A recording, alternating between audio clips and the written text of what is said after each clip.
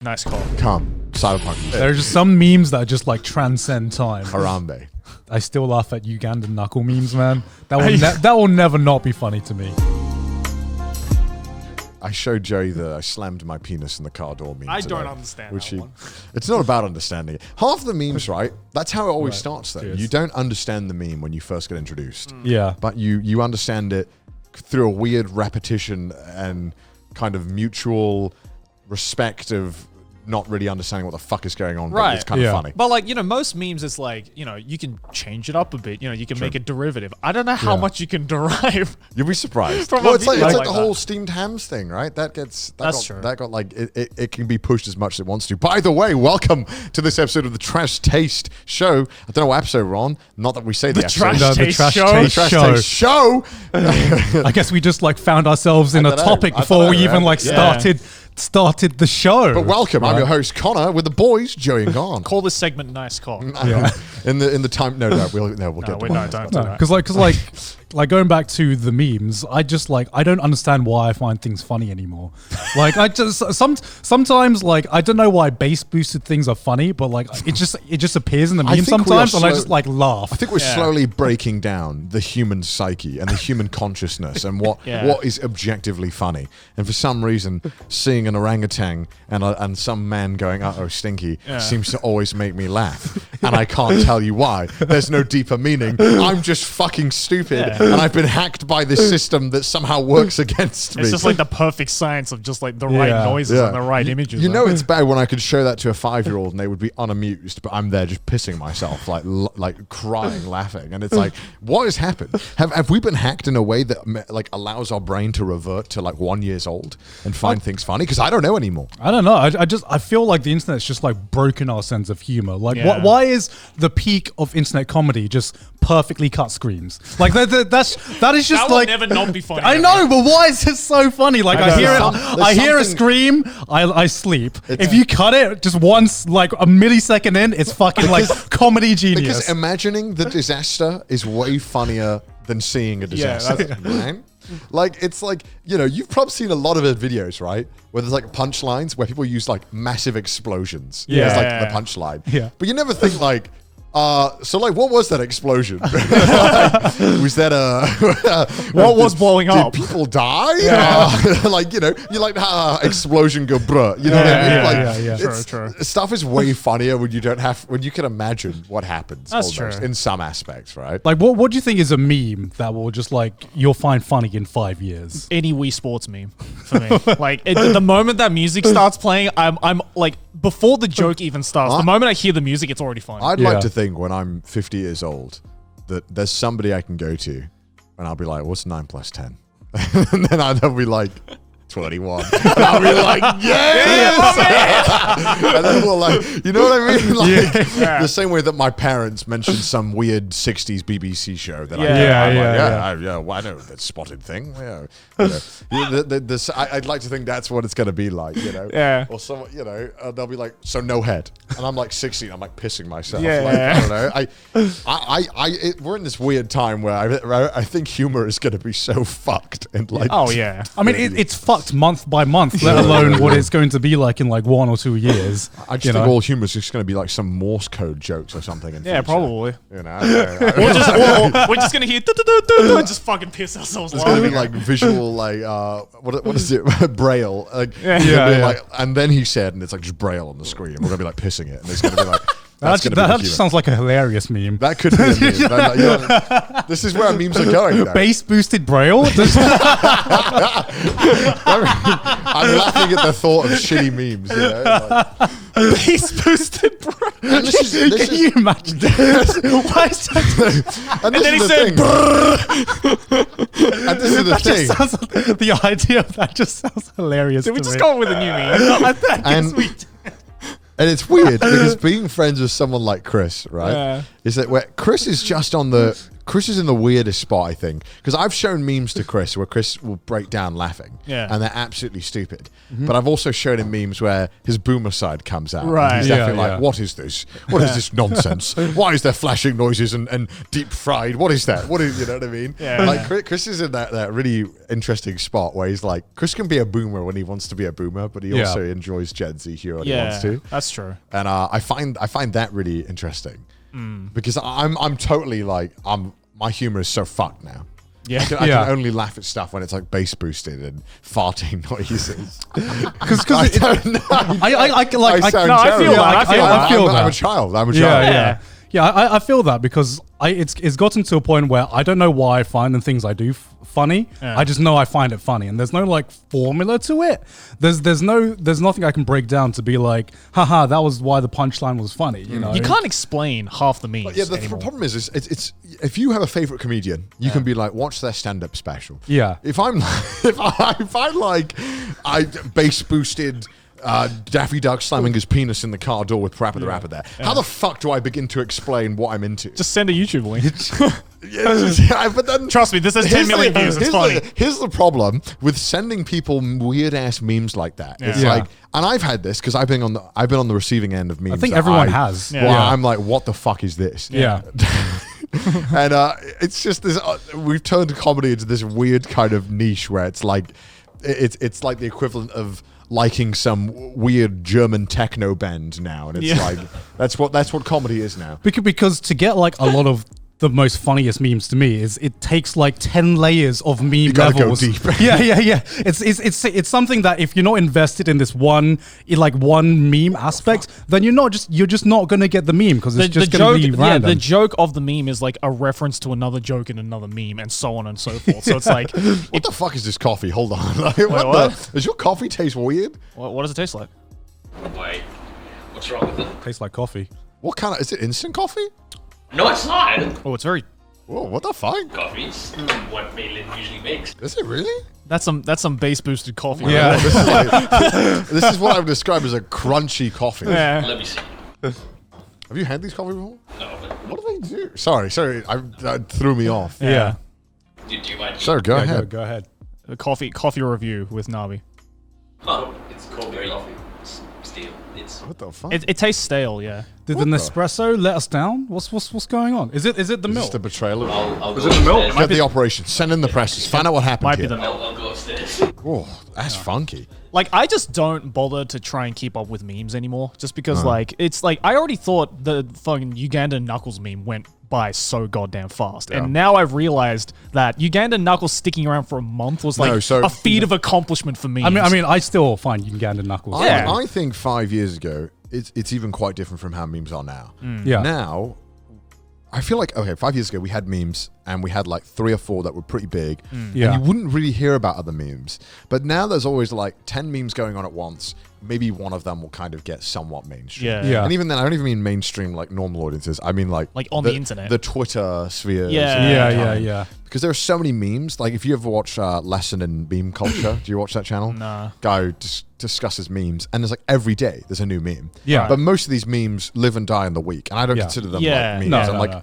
if this is a niche thing that gets used a little bit in some communities and doesn't really take off, I'm like, you don't really need to keep up with this because it's scarcely anything to give a shit about. Yeah. Found out why, because we're using almond, not soy milk. No, this doesn't taste like almond milk. No? I use almond milk with my coffee all the time. That's almond. I bought It's almond. the coffee that tastes weird. Is it? I think it's the combination of the almond and the coffee. Probably. Yeah, I mean, like, if there are some memes that you see and you're like, this is gonna die off within 2 days. Yeah. Because I feel like if a meme is too easily replicated that like your mom could do it, then it's not a good meme. You know what I mean? Also, I feel with like some memes, it's like, okay, like a video with like 10 million views pops up. It's like, cool, that went viral. But it's like, you can't do anything else with it. Yeah. So it just ends up being this one video that has a lot of views, and then it gets forgotten over time. I think a perfect meme, right, is one meme when you initially watch or discover it, you think, this is fucking stupid. Yeah.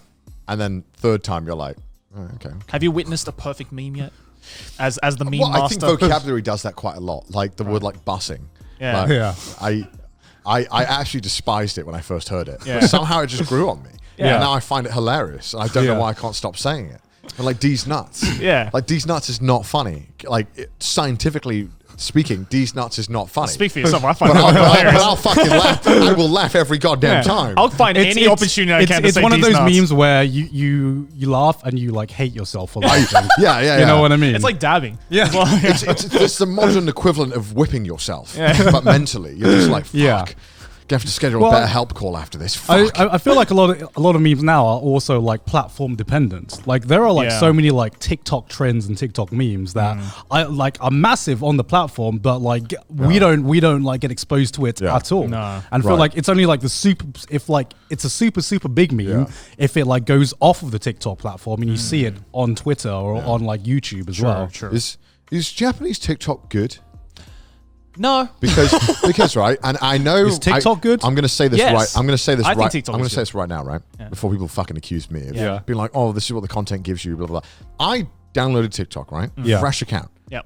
First thing I open it, right? So it knows I'm in Japan. It's automatically Japanese It's TikTok. automatic. Right? So it's automatically Japanese TikTok. TikTok. Yeah. What do you think comes up? And like I'm scrolling for a while. What do you think comes up?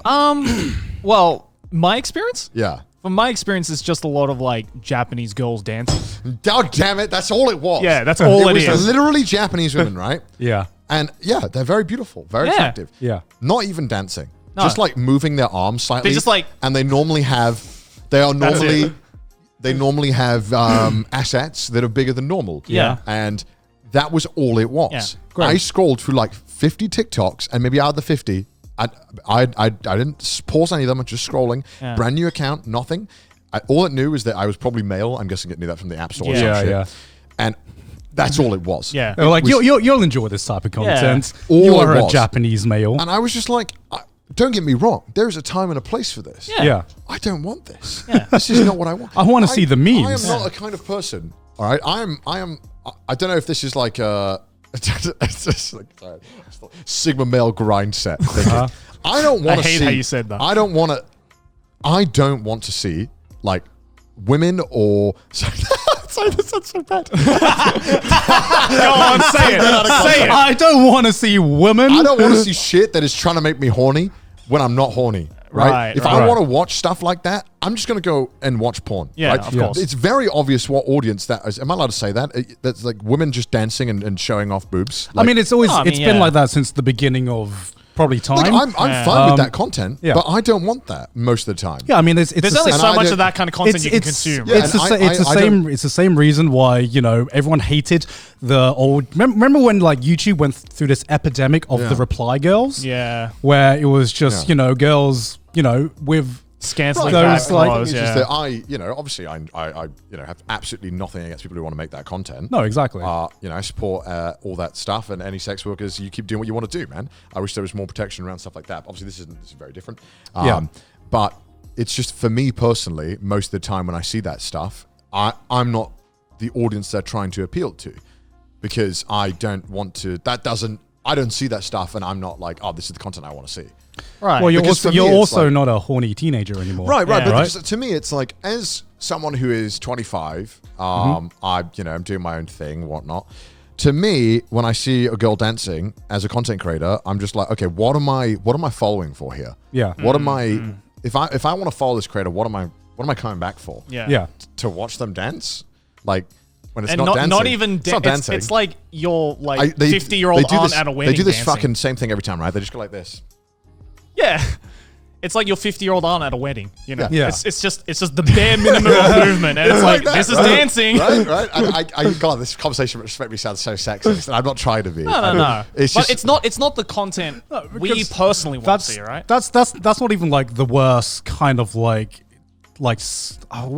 can I hate- say like I don't know what the genre is, but like the sleaze bait or whatever. I don't even know what the genre is. I remember seeing it's obviously sexual, and it's trying to appear. And anyone like who sees the video and says it's not sexual, it's complete bullshit. No, like, it is that's- absolutely You know who you're sexual. appealing to. I mean, not it's idiot. it's very obvious that like at least in Japan, and I assume with the rest of the world too, that like the main demographic of TikTok is like teenage boys and girls, right? Yeah. So obviously, what are teenage boys gonna enjoy? Sorry, I interrupted you as well. That kind of No, sleaze. because fest. I remember like the other trend that I saw on TikTok was it was like girls who are obviously very confident and trying to no, what was I going to say? It was girls that had this audio that played, Is that which the was person? no. It was like That one's a good one. if you had 24 hours with me alone, that one. and I couldn't say no, what Okay. would you do? And I'm just like, the memes are good with that one. and I'm just like. Most of the memes I've seen of that are like parodies of that. Yeah. But that just means that there are enough people doing this unironically to like parody in the first place, right? That's why like it's been parodied so much because it is so oversaturated and it's bait. It's such right? sleaze bait, right?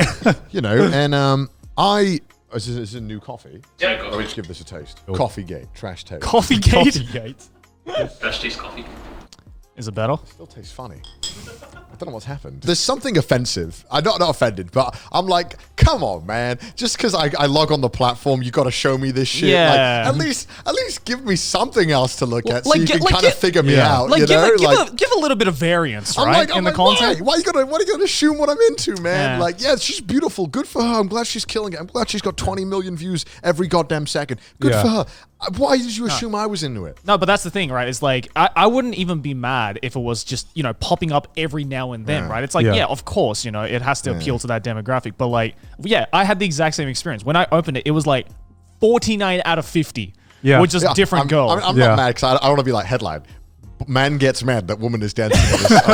Like that's not it. But also, no, but like a little bit of variance doesn't hurt anyone, right? No, So it just means like the algorithm hasn't been tailored for you exactly, yet. exactly. Right. And But that's just but like I was kind of sad that that's what it was. Like that, if you were a new user in Japan, and I assume they know my age and maybe my gender. Yeah. well, it just means like algorithmically. Yeah. And that is the content that's what that does kind of best. content that works. starts Yeah. the best, apparently. Yeah. And I'm guessing it's because there's a certain age range and a demographic that the algorithm puts you in. Yeah. And they're just like, this person wants to see this kind of content. Yeah. You want And- to see horny content? We got you, bro. And I mean, it's everyone knows sex sells, and it's Yeah. always been that like that since the beginning of I man. just Probably. very much like my horny separate from my life. Yeah. I like it. I like when Tell I that to the man who likes hentai on Twitter. Right. Well, when I see, I can look at hentai, right, and I can just be like, nice, but I don't feel anything towards it. But when I'm like, all right, I'm going to jack off, then I'm like, all right. What do you think I'm jacking off to everything I like on No. Twitter? But that's I'm what just I mean. like I'm scrolling through, That's just what like no, like I don't know. Yeah, no, but I'm the same, right? It's like I don't like all these like hentai pics on Twitter because I'm fucking feeling horny. I'm just like, yeah. oh, that's cool artwork. I think. I don't know really. This why is it? Because when you see hentai, you're like you're unoffended by it. But sometimes you can see someone trying to be sexy, and it can be annoying. I don't know because you're like. Well, I think it's the difference between just someone trying to be sexy and someone who's put art into it, right? Because I think the same way, except when I see like a fucking amazing cosplayer, for example. You Right, know? I love seeing like cosplay, I love seeing great cosplay, even if some of them are like very suggestive. It doesn't matter because someone put work into this. Yeah. Someone did a fucking photo shoot, and Hell it looks yeah. fucking great, you know. And I feel like that is the difference between just like seeing hentai or like really sexy cosplays on your timeline versus just seeing. You know, I don't know what to like sleazebait. I'm just gonna call it that. You know? Yeah. No, I get that. I get that. I mean, cosplay is amazing, and there's plenty of lewd stuff out there that I enjoy. But that's why I like Twitter, because you can get like 50 memes and a bunch of lewd stuff all in the same place. Right. It's There's actually- variance, right? Yeah. Maybe if I used TikTok more and it figured out that I liked I'm some other sure, stuff, yeah, but I don't know why. I was just kind of like, I know, and every ad in Japan is like that as well. I don't know if it's Japan. It might be just Japan that's like this, but like. Every ad I get in Japan as well is like porn or like dating sites. Like dating sites, It is literally like the number one ad that I get on Twitter is this one website where you can hire girls to speak to you. Oh, I've seen that one. And I get it all the time. Yeah. And I'm just like, this is sad that this is like the number one thing. Yeah. Yeah, But, man. I mean, that's a whole nother thing about loneliness in Japan. Yeah. I was struggling I out here. genuinely don't even think like even after it gets tailored, like that will go away because I feel that's just the main demographic in Japan. Might I mean, need like, to how sort of much say that. have you used TikTok? Because I guess you use TikTok more. Than I mean, either of I us. don't. When I say I'm on TikTok, I'm not really like religiously on TikTok. I just go onto it every now and then when I'm like, when there's nothing to see on Twitter. But again, it's like I haven't used it enough that I see a variance of all sorts of content. I'm still at that early stage where I see 49 out of 50 girls dancing. Yeah, right? So same it's here. like- Which is why, like, I found myself watching more YouTube Shorts because it seems most of them are just recycled TikToks anyway. Yeah, yeah. But I already have a YouTube profile, and so a lot of the content is already tailored to the stuff I've watched on YouTube. And every time I log into TikTok, I don't see a lot of these TikTok trends that have just become viral. You know, even though everyone seems to be talking about them, I'm just like, well, it's not appearing on my timeline. I don't know what my profile is set to. I take TikTok trends very lightly now. Have you seen some of the latest ones? Like what? Like, have you seen like a few? We're about to date this episode, by the way. I remember a month ago, I just wanted to die inside because there was this trend called like devious licks. Oh yeah, that was terrible. Or something, Yeah, which was just okay. So stealing. Devious licks are just people who just went to like bathrooms, and kids would start stealing like the soap dispensers. Okay. And then it started off as that, and then you know how TikTok is, you know how the internet is. It starts escalating to the point where people are just full on like, you know, they're stealing like sinks, road signs, and then there's like people that stole whole vending machines. Oh my god. Okay, hold on. How the fuck do you steal a vending machine? I don't how know. do you do that? I don't know. You have to praise some of the logistical abilities here. Yeah. But it is stealing. But at the same time, you're just like committing like almost grand theft auto, like, and just putting out on the internet to see. It was a trend that was widely condemned, and every YouTuber under the sun. Oh yeah, of course. Made a video condemning it. I mean, it's easy. It's a slam dunk when you're a YouTuber to be like, "Hey guys, stealing." Bad. Applause now, please. I will take my applause, you know. I just can't get over that someone had the balls to steal a vending machine. I don't even think repo men are allowed to do that. Man, all the treats will still get stuck anyways. That's true. I'm just more surprised that just people were just stealing and then filming themselves stealing. Yeah. Well, people aren't so smart when clout is offered. Yeah, clout is clout offered. you. Yeah. Clout, When clout is on the table, anything goes. Yeah. Function like a normal human being or prison time. Yeah. Did you hear about Couchguy or the Couchguy? No. That was very familiar. That was the latest trend as well. What's that? I heard about. I'm scared to ask what that is. So it was this girl who basically surprise visited her boyfriend in college, right? Yeah. And she walks in, and the guy, her boyfriend, is sitting on a couch, and he doesn't seem as excited as, you know, maybe one would expect. Okay. So he acts a little bit awkward, you know, and he eventually gets up and hugs her, right? Okay. And so I was going to say Twitter. TikTok takes this like 30-second clip and was like, he's cheating on her. They literally like went like full Netflix documentary true crime on Yeah. the shit, Like internet detective. analyzing Yeah. like frame by frame, and like it was insane, and it was just like the worst part of the internet. Just like So was he cheating on her? no, No, they said no, but they were like, yo, calm the fuck down. Yeah. Big fact.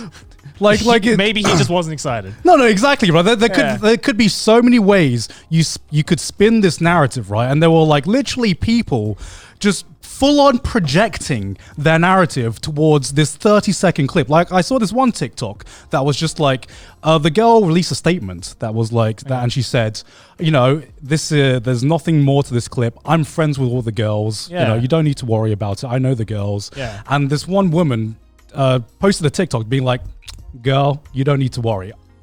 You don't have friends because I've seen friends like them. They are not your friends. Friends should be excited when their friend steps into the room. We've all been in that position. Maybe I'm they just were like, British. If there's anything, I know, right? If there's anything worse than an internet detective, it's an internet therapist.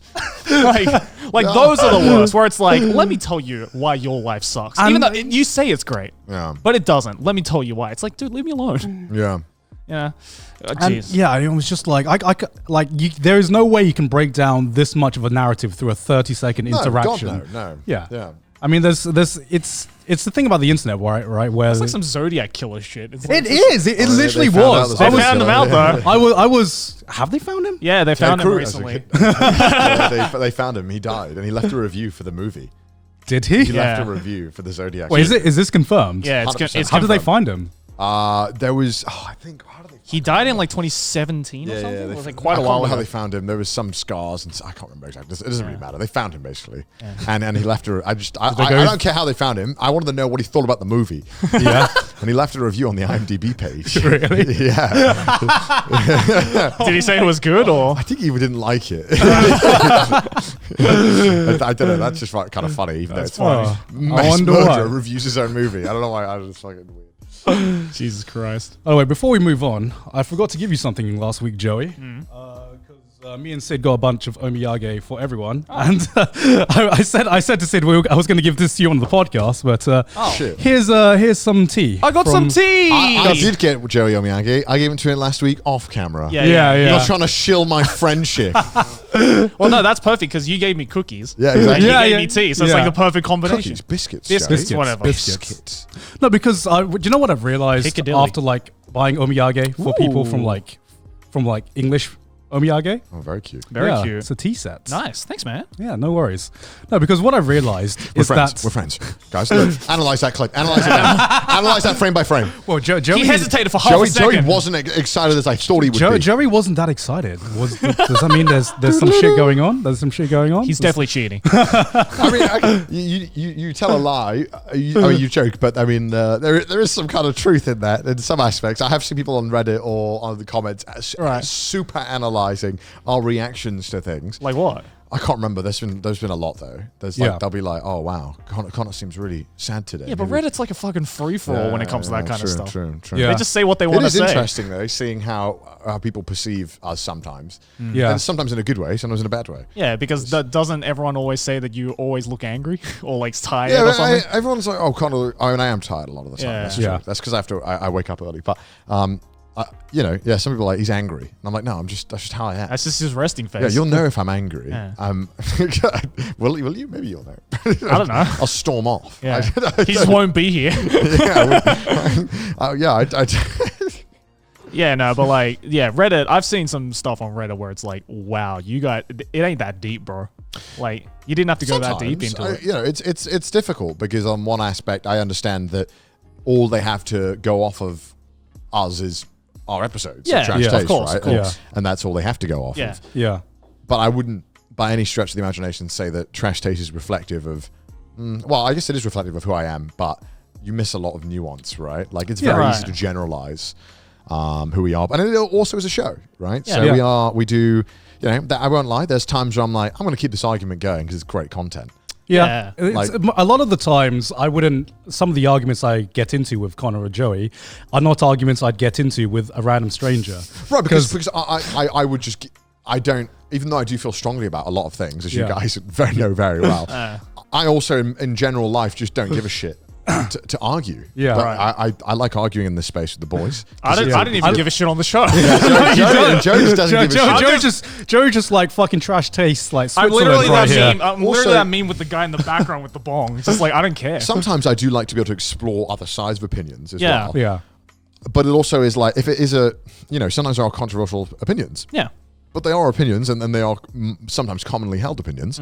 And it's one of those things where I would like to play devil's advocate in some situations without having to be like, Connor is that kind of person. He's Just to get the Yeah, conversation yeah, It's going, like, right? because we've always said we don't want us to be a circle jerk. No. And I always want to be able to talk about topics and say things. Yeah. It just makes for a more interesting show, right? Yeah. And if anything, I would wish that sometimes people would like not assume exactly our thoughts and opinions on things based off certain things. This episode is sponsored by Harry's. Guys, are you heading back to the office anytime soon? I'm in the office right now. Time to get back fresh, clean, and all shaven looking businesslike, and let Harry's help you guys. If you don't know Harry's, it's time you do. Because Harry's was created to be hitting different from other shaving companies. Ooh. You see that little reference? Harry's crafts high-quality, long-lasting blades and durable weighted handles that make a close, comfortable shave quick and, dare we say, enjoyable? Ooh. And because Harry's insists that you shouldn't have to choose between a great shave and a fair price, they just give you both. Refilling blades starts as low as $2. Even easier, new Harry's customers get their starter set, which includes a 5-blade razor, weighted handle, foaming gel with aloe, and a travel cover. It's a $13 value, all for just $3. $3? Are you serious? Wow. 3? Is that a typo? Is that a typo? Damn, that is insane value. And they have a bunch of other products. And now I've actually used Harry's a bunch myself when I went to the UK. When I was getting on the plane, I actually saw Harry's in the store, and I wanted to buy more, but there's none in Japan, and I actually bought a bunch. So I have a stockpile. you're literally stocked up on Harry's. So there's never been a better time to try Harry's. Go to harrys.com/trash to get their starter set for just $3. It's 100% satisfaction guarantee, so you got nothing to lose. Go to harrys.com/trash right now to get its special offer. That's HARRYS.com/trash. Links down in the description below. Back to the episode. Like, one thing that I hate about the internet, right? And this is one thing that I absolutely despise about being an online creator, is that so if I want to talk bad about something, I always have to preface it before, right? And we did this earlier with the thing with like me saying like I don't want to see girls dancing that is trying to entice, that is trying to appeal to it. I have to then preface that by saying I support sex work and all that. I think it should be a given. That's think so. Right. So that's the way I feel. But it sucks on the internet that I have to always preface that, okay, I support this. Yeah. But, and I hate that fact that I can't just talk. I have to then be like, go through the checklist. Okay, I want to talk about this stuff. All right, cool. I got to make sure everyone knows that I support this. And it's like, no. Just, you got to read out the fine print, right? Because someone is always going to assume the worst of you. They're always going to assume that what you're saying is the worst thing, and it's coming from a bad place that they don't agree with. You can't say anything bad about something that they agree with because they don't want to hear it. Yeah. And it's over the internet, especially. If it was in person, it'd probably be a different thing. Because that's the biggest thing I've noticed about speaking online on the internet and speaking to someone person to person. You online, you do have to preface a lot of things because it seems like in person to person, people are more willing to give you the benefit of the doubt. 100%. 100%. Yeah. And online, people aren't willing to give you the benefit of the doubt a lot of the times. I think the other problem as well is that on the internet, it's very much a one-way conversation. Yeah. So you have to give your entire spiel all in one go. Yeah. Otherwise, if they do reply back to you, then it's not going to be this conversation. It's just going to be like shooting the messenger kind of deal, right? And it's like, it sucks that on the internet, common sense isn't as common as people make it out to be. Like, when we say bad things about Japan, right? That comes from a place of loving Japan and being here for a while. We're here for a reason, right? We love this place, and we love living here.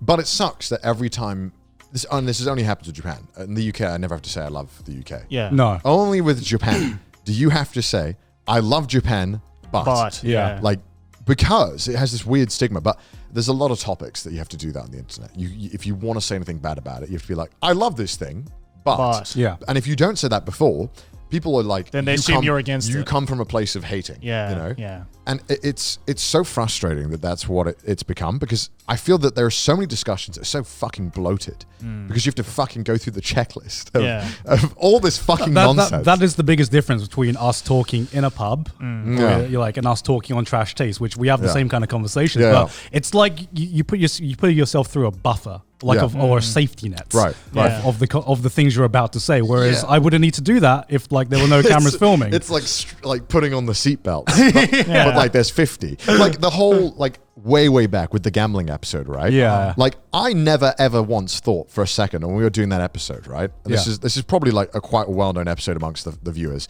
Yeah. That you guys were addicted to gambling. Right. I know you guys. You guys are not addicted to gambling. At no point in your life would I say you we never had an addiction. Right. And and it was weird how, because we didn't preface that. Because we didn't say, because even though you guys were playing devil's advocate to me, and I was very much arguing in gacha specifically that there should be more regulation and that it should be like that, and you guys were just playing devil's advocate with me, right? Yeah. I know that you guys aren't addicted to gacha, but it was weird seeing a lot of the comments just jump to conclusions and being like, they must be addicted to gacha because they don't agree with Connor's opinion. And it's like, all right, you can not gamble and not be a gambler, but also think that gacha doesn't need any more regulation. That's the problem, is that if you don't specify, then they think that you're on the very end of the spectrum. Yeah. It was just weird. It's like you're not allowed to be in the middle. Yeah. It was just weird seeing all the comments getting so aggressive about it. Yeah. Like people got angry about it. And it's happened on a few other episodes as well. Yeah, I mean, I think it kind of happened quite recently with you, isn't it? Yeah, with the drip debates. Oh my God. Which I think the problem with that was that we were arguing two different things. Yeah. And so that was a weird one. That was really weird. Yeah. And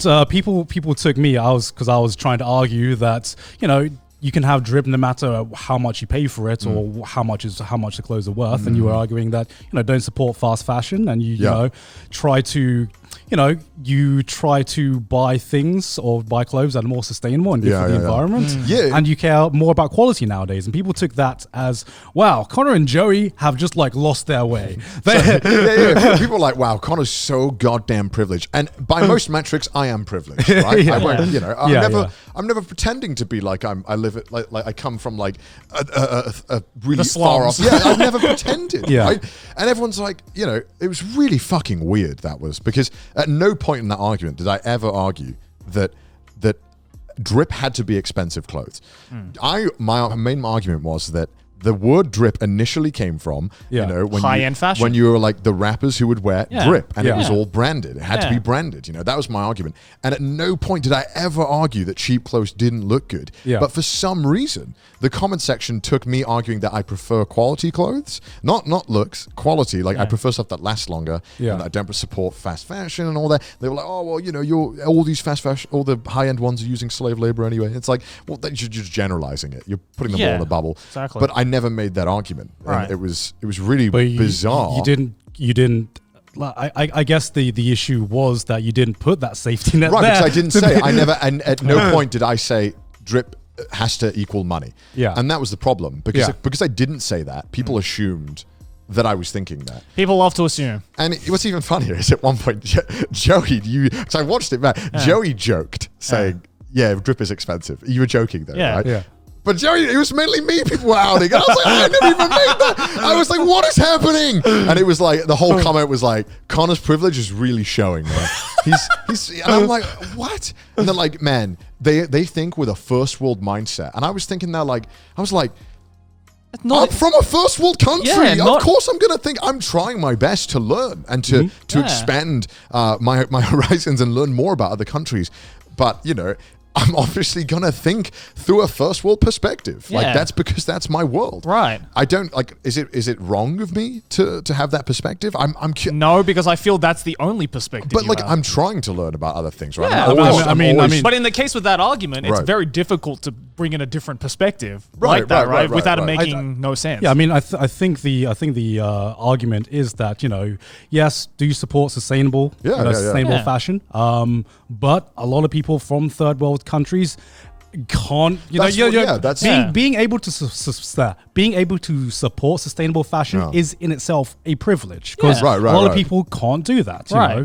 And, you know, some people do at the moment have no choice but to buy cheap fashion because they can hardly 100%. afford And that's anything fine. else. That's I completely would- okay. I would Yeah. never hold it against anyone. Yeah. You know, when I was buying those, I mentioned like when I was buying the suit that was like £30, right? Yeah. That was because that was all I could afford. Yeah. Right. I didn't get. There was no other option. Yeah. I couldn't even like entertain the idea of getting a suit that cost 100. Yeah. Right.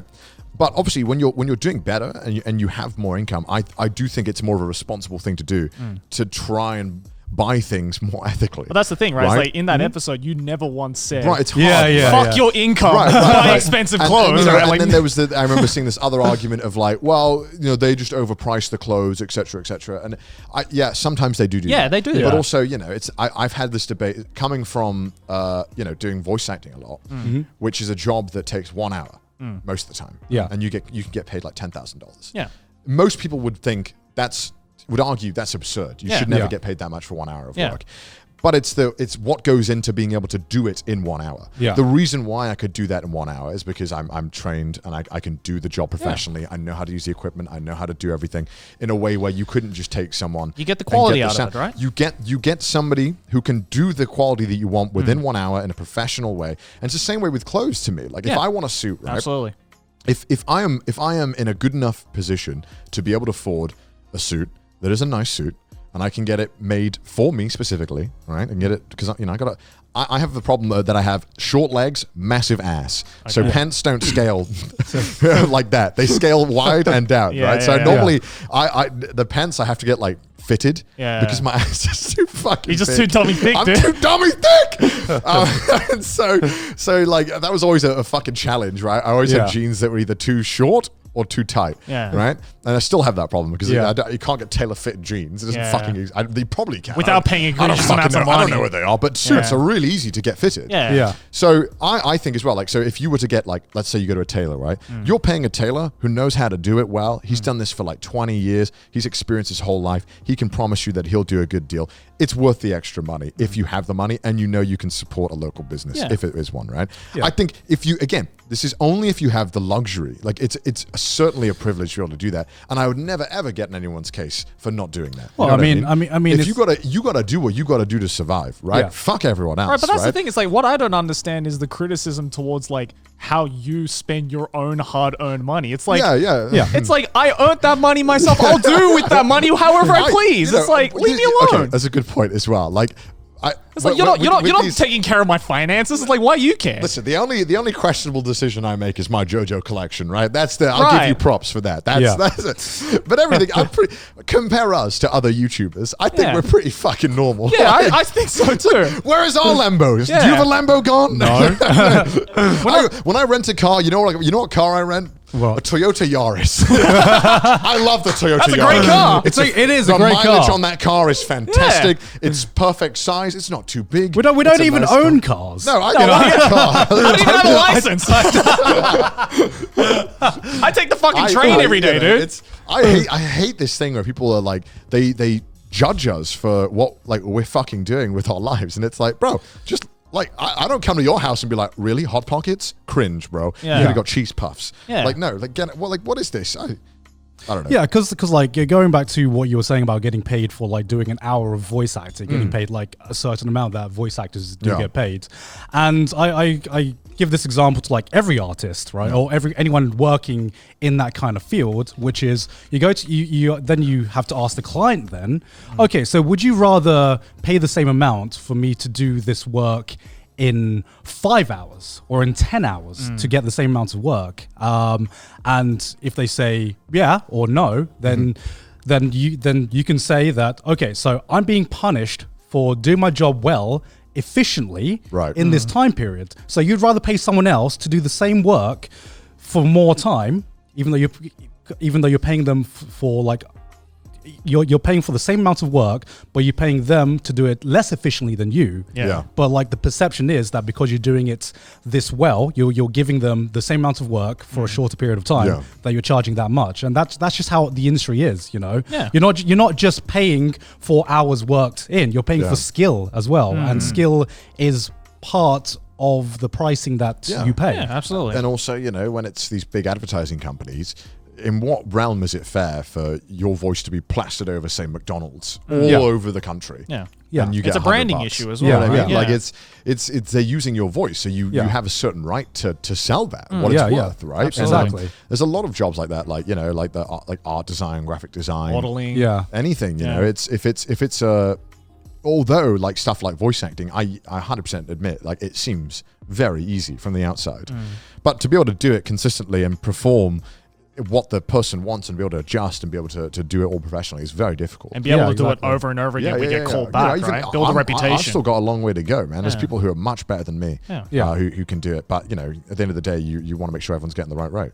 And it's one of those tough decisions. Money is always one of those topics that is so polarizing depending on what's going on, you know, and where you're from and your opinions on it. Like, you know, I've had people close to me who have been like very critical of me earning money doing what I do.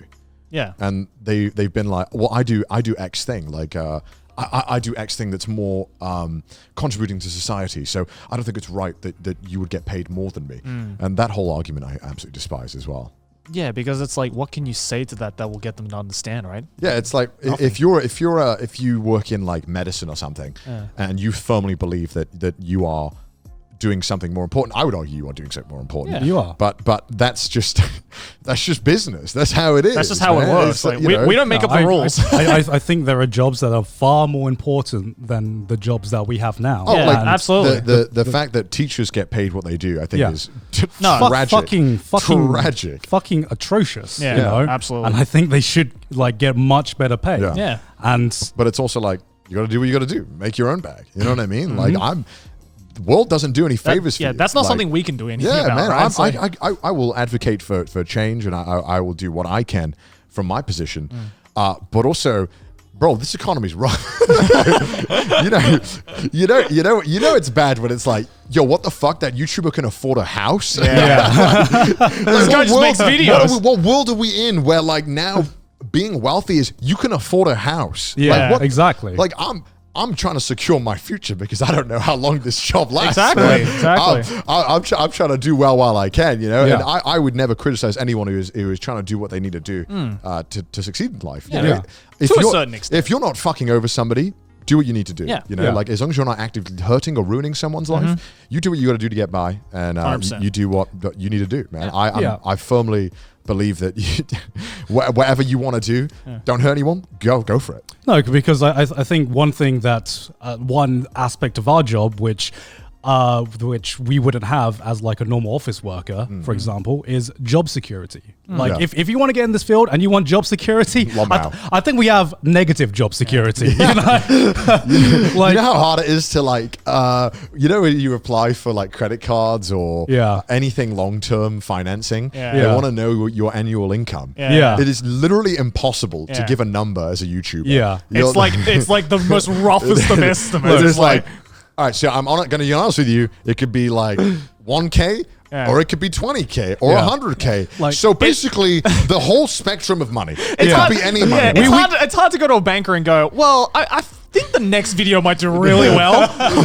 just like, I'm pretty certain. So like, I'm thinking maybe like this much. It must be like the banks when they first, met YouTubers. They must have thought they were like horse gambling or something. Like, I got a lucky feeling about number 7 next week, man. I'm telling you, man. They were definitely like money laundering. This is what we think like NFTs are now, right? They were just like, you earn how much as a YouTuber? No. I ain't touching that. So money just comes in, and you don't buy or sell anything. What do you do? Who pays you? Yeah, that's that. I remember the first time like having to answer that question, like when applying for like our visas and stuff like that, and I'm having to explain who pays us. And I'm just like, well, Google. So they ask. Employment So you work for Google. You're an employee of Google, and you're like, no. I kind of leech. They kind of leech off me. Yeah. And then we have this thing called Patreon where people pay us to exist. So you're employed to Patreon? It's like, no. It's like every like red flag is being ticked. Yeah. Like like when you're a doctor, right?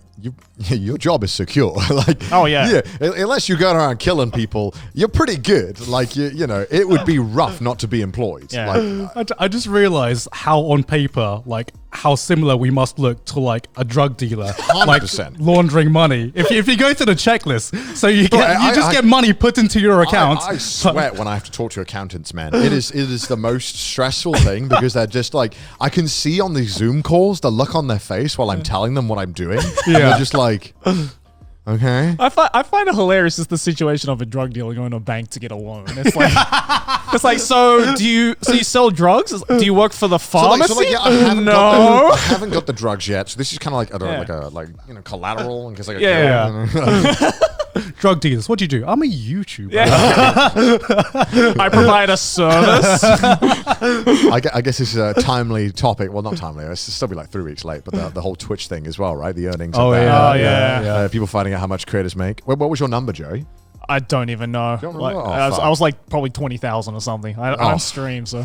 Well, no, you were in top 10,000. We were both leaked. Yeah. Hell yeah. Let's go. Feels bad, man. This is why I'm a man of the people. I am the man of the people. I represent the common folk. He's doing God's work right here. This man. Let's hope your YouTube, privileged white boy, sit in your corner. I hope our YouTube earnings get leaked before this episode ends, so that this age is poorly forgotten. Oh my god, no, that was funny. It was funny seeing the reaction because as somebody who's been doing this, I was not surprised of seeing these numbers. No, absolutely not. And also, I always try to explain to people, the reason why, let's say XQC is earning 7 million and getting all this absurd amounts of money, what it seems like absurd, is that that if the number one person in music is making billions, number one person in TV is making millions, right? The number one at anything is making shit tons of money. Course. If you're in the top 100 of something in the world, you're probably making a lot of money. I mean, if someone was bothered to leak it, wouldn't you have a suspicion that it might be a lot of money? Yeah. And also, There's no point leaking something where the number one sport is making like $15. If for this to exist, right, for the system to exist where, let's say that creator you watch who is making 100 viewers, which is all of us at one time, right? We were all that one channel. I distinctly remember for a year or two, right, I only got like 40 to 100 views on Twitch, which I was very happy with. Yeah, I thought absolutely. It was very good. For that person to be able to make income and somewhat support themselves, there has to be a person at the top who's proportionally making a lot more depending on the audience size, right? Of course, yeah. It's a system that works. Is it super fair that some people make fucking hundreds of millions?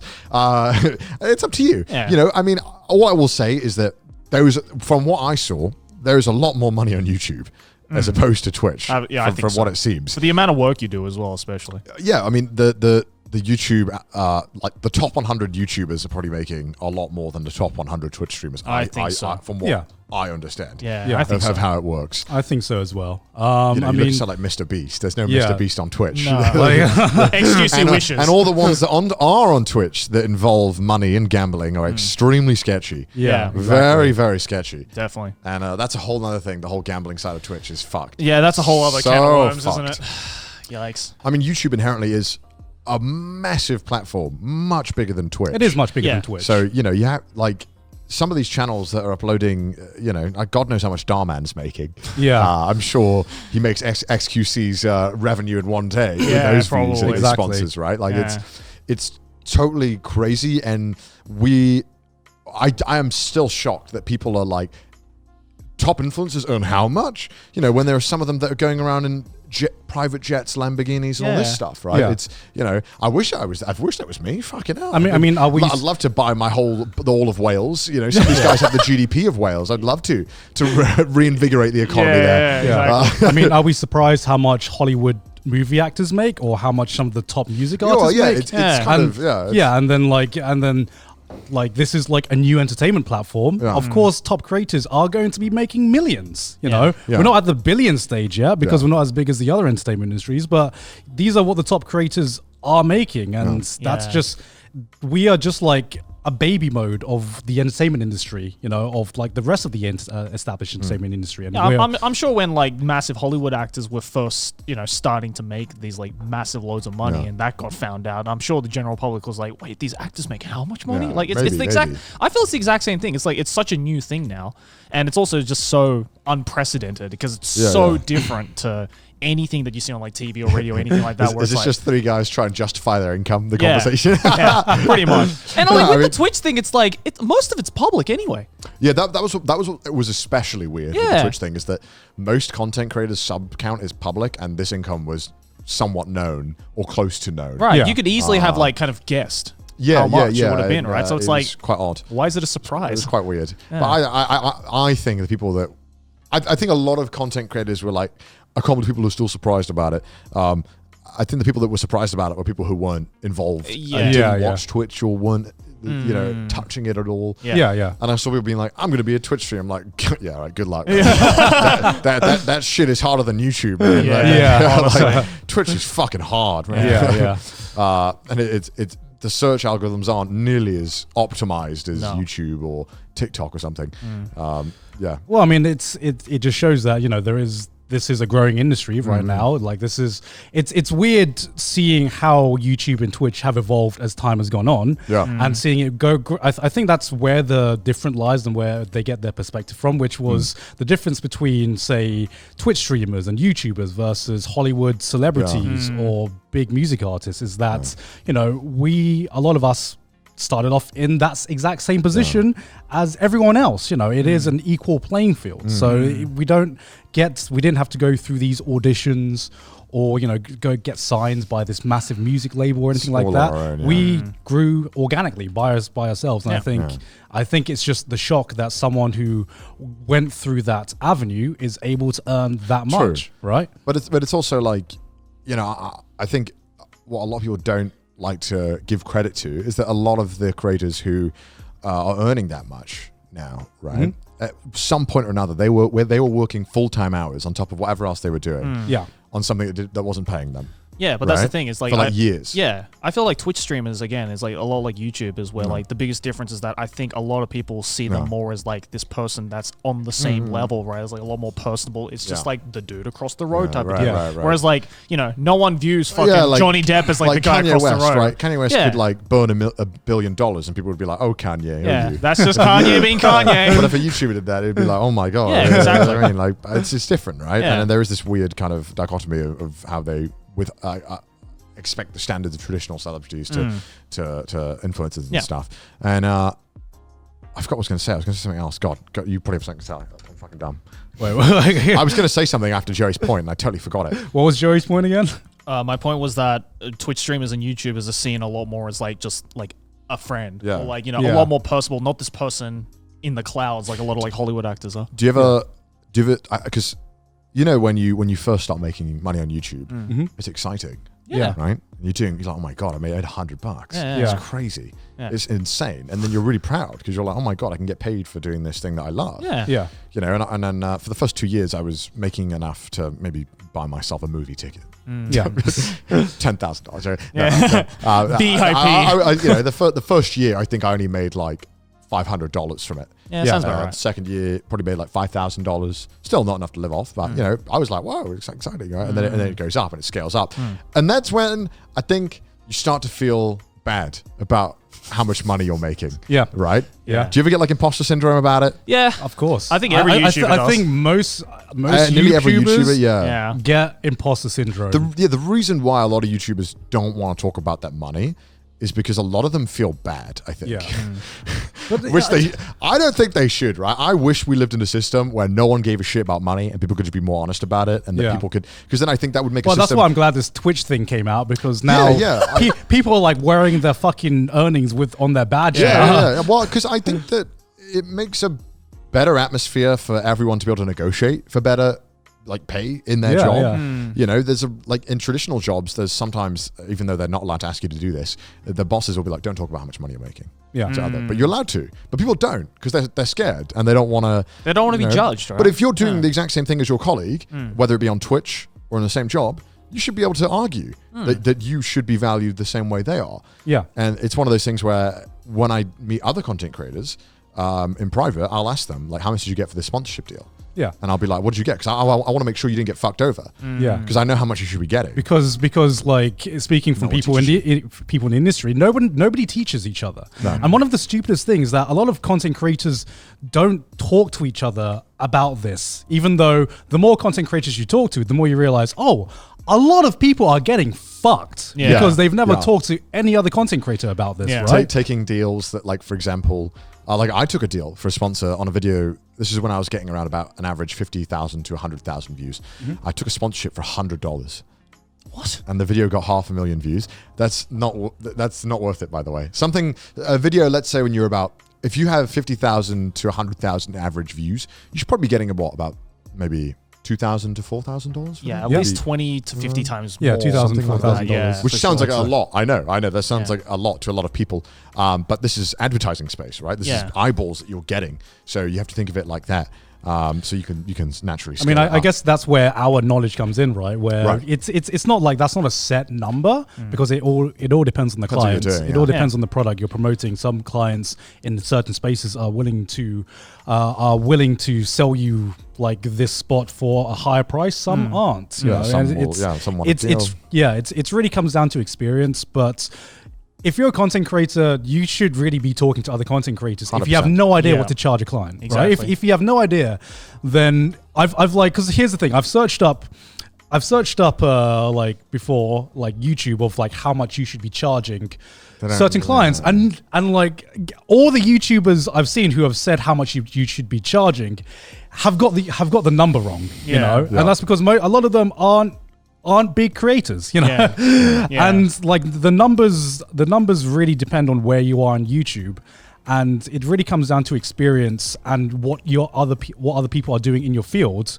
which really depends on how much you can charge, right? So I feel like talking to you guys about it, before, we are now able to charge more because we've realized that we were all getting charged different prices for certain. It's also not just about like the sub count and like view count, stuff like that too. I feel a lot of it, especially nowadays, that like companies are looking for is like branding power.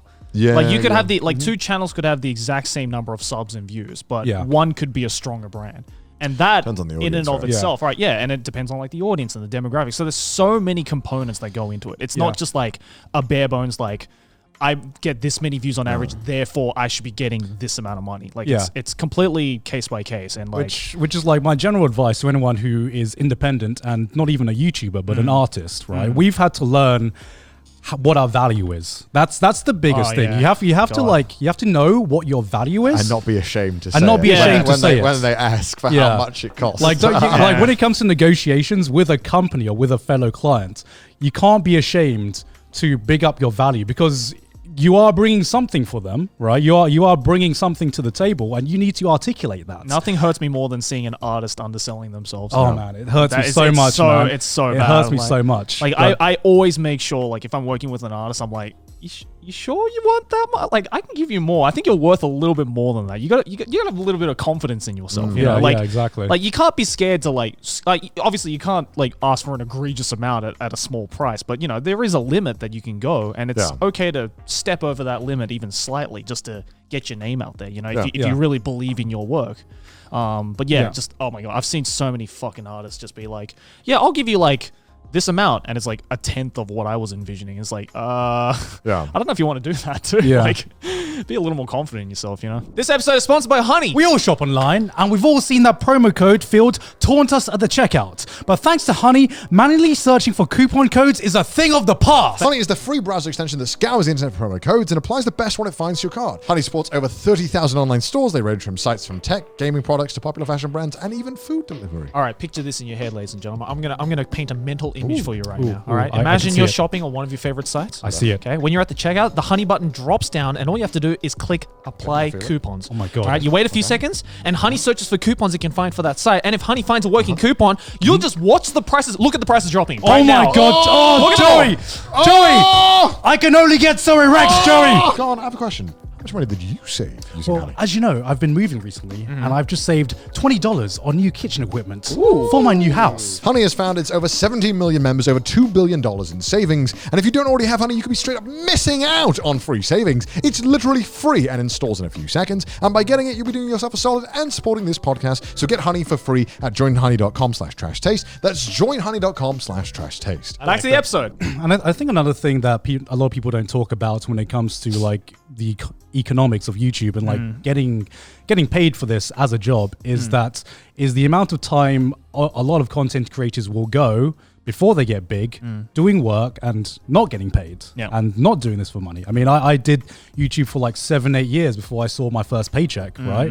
And especially nowadays, it's a super competitive industry and a super competitive field. So like whenever someone comes to me and asks me for advice about how to make YouTube a job, I the first thing I ask them is, do you have the time to take a year off in your life without getting paid and working working harder than a 9-to-5 job? Because that's the minimum sacrifice you will have to do nowadays unless you're like super lucky to do YouTube. And even if you do that, you might not even get popular. You know, it might not even come to fruition. So are you willing to make that sacrifice in your life for a chance to have this as a job? Which is why like I feel very lucky to have this position. But you know, I do know that there was some portion of luck within my career path, but also everyone I've met, including all three of us, worked super fucking hard as well. We went through a point where we were working harder than a 9-to-5 job without getting paid or being paid like less than minimum wage to get where we are. And we did that for about a year. And I feel like a lot of people who are maybe older, who are more established, to be like, you know, I got a 9-to-5 job. I can't really take a year out in my life. That's why a lot of YouTubers you see start off in like college or in high school when you do have that time. And all I can say to that is I'm sorry. That's just the way it works. You can't like it's not a company. YouTube isn't like YouTube.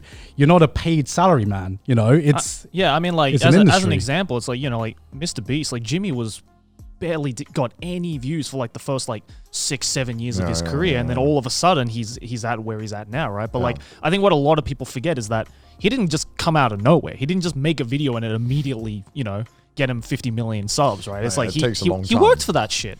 It takes a very long time. Yeah. And that's the thing that everyone wants to gloss over. Yeah. And that's not me just trying to justify why people should make $50 fucking million a year, but No. it's just you can't criticize it without first understanding that and appreciating that it does sometimes take a shit ton of work. Yeah. Yeah. And the one thing that people love to forget is that life is not fair. It's not a fair system right now. You could put just as many hours, if not more hours, into playing guitar or something, and nothing could come of it. Yeah. Think of the hundreds and thousands of guitarists that never went anywhere. Thing, right? It's like you also have to understand. Like, I think one thing that is kind of oversold in life is that if you put X of hours into something, it'll just work out. Yeah. And it's not always that simple. Not always that simple. If you're getting into something that is extremely popular worldwide, it's going to be way harder than if you're, for example, making anime videos on a website called YouTube in 2015.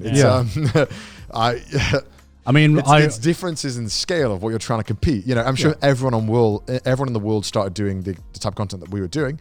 I think we'd be out of a job pretty soon because no doubt there'd be other people who are better than us. That would happen, but not everyone is doing it. Yeah. That's not I feel that's why it's called a dream job for a reason, right? Yeah, I did take a fucking massive risk with my career choices, because back then, when I had a steady paid job, I had a career path I could pursue, and Where did you work at again? I worked at the BBC. Oh, did you know that? No, I did you know that?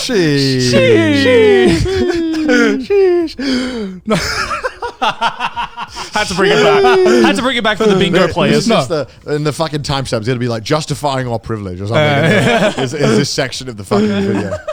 No, because I did sacrifice a proven career path for an industry that was not proven, that an industry that didn't exist back then, that wasn't proven that I could do this more than a year or two, and I took a risk that it was going to turn out into something, and I was lucky enough that it did turn out. Nowadays it's a different ballgame. I took that risk with my career path. If you want to be a YouTuber or a Twitch streamer, you have to take a different risk, and it's a different risk. But the risk to rewards is like the rewards are there to be seen, and that's why people take risks to get that reward.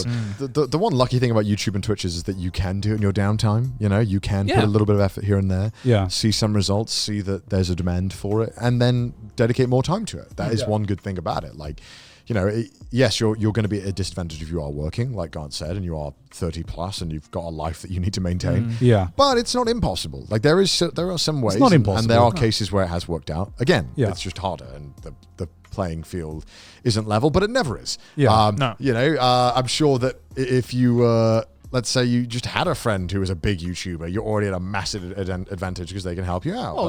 Or you have a family history of using cameras or editing, like there's all kinds of variations of advantages, but that's fucking life. I feel that can apply with any job, right? Literally anything in life, but I guess because we're somewhat public figures, so it's a lot more. I would say every career path has their own obstacles. Of course, especially like, for example, if I would take engineering, for example, it's actually not advantageous to you to do a good job in your company and stay in that company, because like the raises you get are better if you move companies and you're constantly moving companies, right? And that I don't think that should be right, because I think every employee should be rewarded for doing a good job at that company.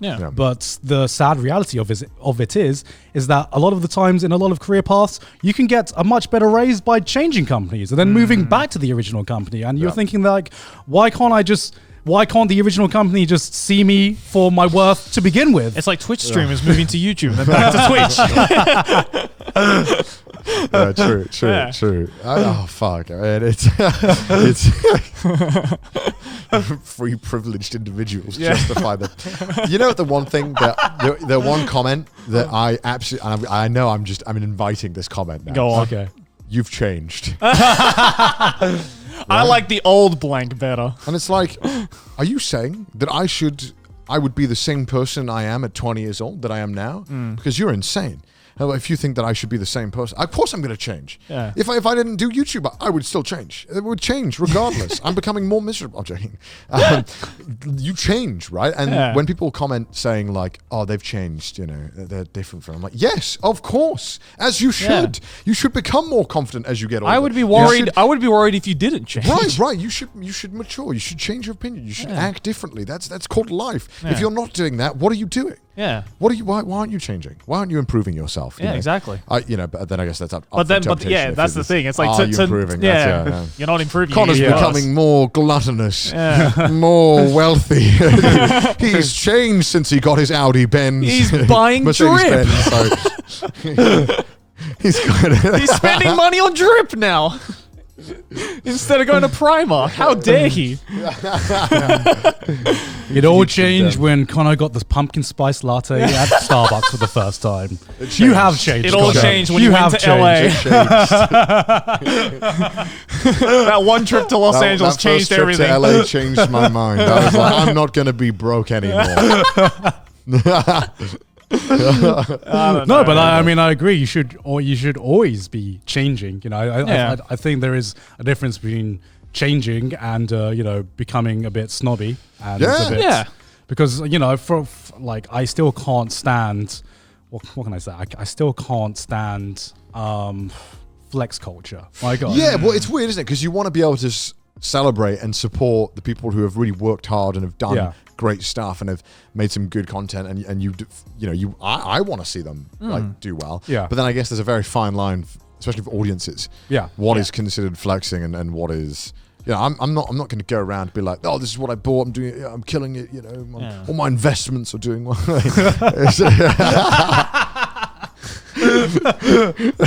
Where you just like put on a video being like, so here's how my stocks are doing this month. Here's my stock portfolio now. Not to flex, but I YOLO'd everything into Dogecoin, as you can see. Thank you, Daddy Elon. I got into stocks when everyone got into stocks, and I've been in the red for a very long time. So there's no flexing from me, unfortunately. But it is a fine line between like what is flexing and what is just being proud of your accomplishments, right? Yeah. It's like what is that? When does it change? Oh, fuck, it's hard, isn't it? Because you don't want to be like, I'm doing well, but you also, because that some people perceive that as you've changed. Yeah, right. So it's like, what do you not want me to like show you my achievements or?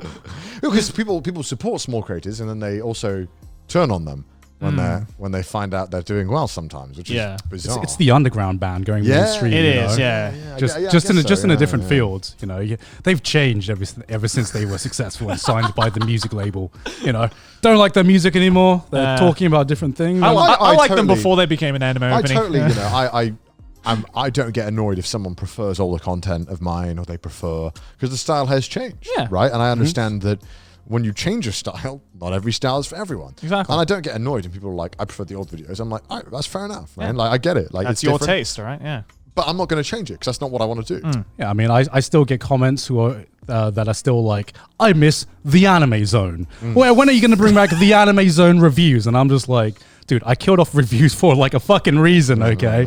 Yes, I have changed in that sense. I'm not doing anime. Yeah. I'm not doing Anime Zone reviews anymore. I mean, people still ask me for my fucking Let's Plays. I'm like, what? But then I also get annoyed at content creators that like whine at their audience all the goddamn time. Right. They're like, oh, why are you complaining you don't like the new videos? It's like, well, it's you need to go out your way and make something. It's different. You can't expect your audience to just follow suit and like it. Yeah. It's up to you. Yeah. Sometimes you just have to be like, just screw what the audience thinks. If this is what makes you happy, you do that content. I hate YouTubers that sit there and make videos whining that they're not doing well. Yeah. I'm like, get over it. If you do something else. If you change something or you're not making like stuff that is keeping up with the times, that's on you, I believe. Yeah. That is part of the job that you signed up for. Exactly. Yeah. You should know this. You know?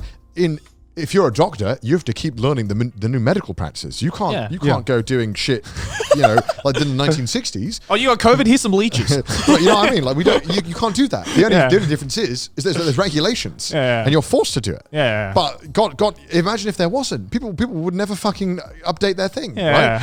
And the only reason why they do it is because it's to the detriment of everyone else around us. Yeah. The problem is with YouTube, it's not to the detriment of anyone else. If a content creator falls off, there are tons more. You know what I mean? It is up to you to make sure that you are making stuff. You are up to date. And when my channel falls off, there can be plenty of fucking Curb Your Enthusiasm memes of this section of the podcast, you know. And I'll you know, it's if I stop trying to change, that's on me. If I don't want to do that anymore, I understand that. My favorite comments I get though is like, it's not even the "you've changed" or the "I like the old content better." It's the "you've fallen off."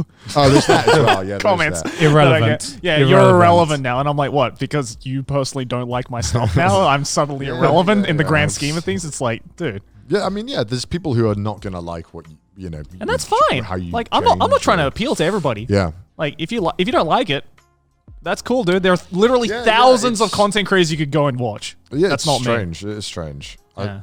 I don't really know. What's your opinion, Garnt? Tell me your opinion. My opinion on changing? Whatever the fuck you want an opinion on. It's trash taste. Say an opinion. Your opinion on changing. Tell me how you shit. I don't know. No, I mean, like, for me, like, changing is part of our job. Yeah. You know, and life. I think you should change as a person. Yeah, absolutely. You know, when I go back and see my friends from school, if they're exactly the same as they were in school, I'm like, that's a red flag. Why? Yeah. But some people don't change. You know, Right. Did you notice that going back home? I did, and I don't give a shit if they haven't. That's on them. I think it's like, oh, that's odd. Like, nothing has changed your point of view in life in 5 years. Like, nothing has made you think different. None of your experiences have changed who you are. Okay, fair enough. Yeah. But then I don't want them to be like, oh, you've changed. It's like, yes, I have. Get over it. Well, yeah, of course I've changed. I moved to a foreign country and I have no idea what's going on half the fucking time, and I barely know how to communicate with my taxi driver. Yeah, of course I've changed. Yeah. I'm fighting for my life, man. Yeah, exactly. Exactly.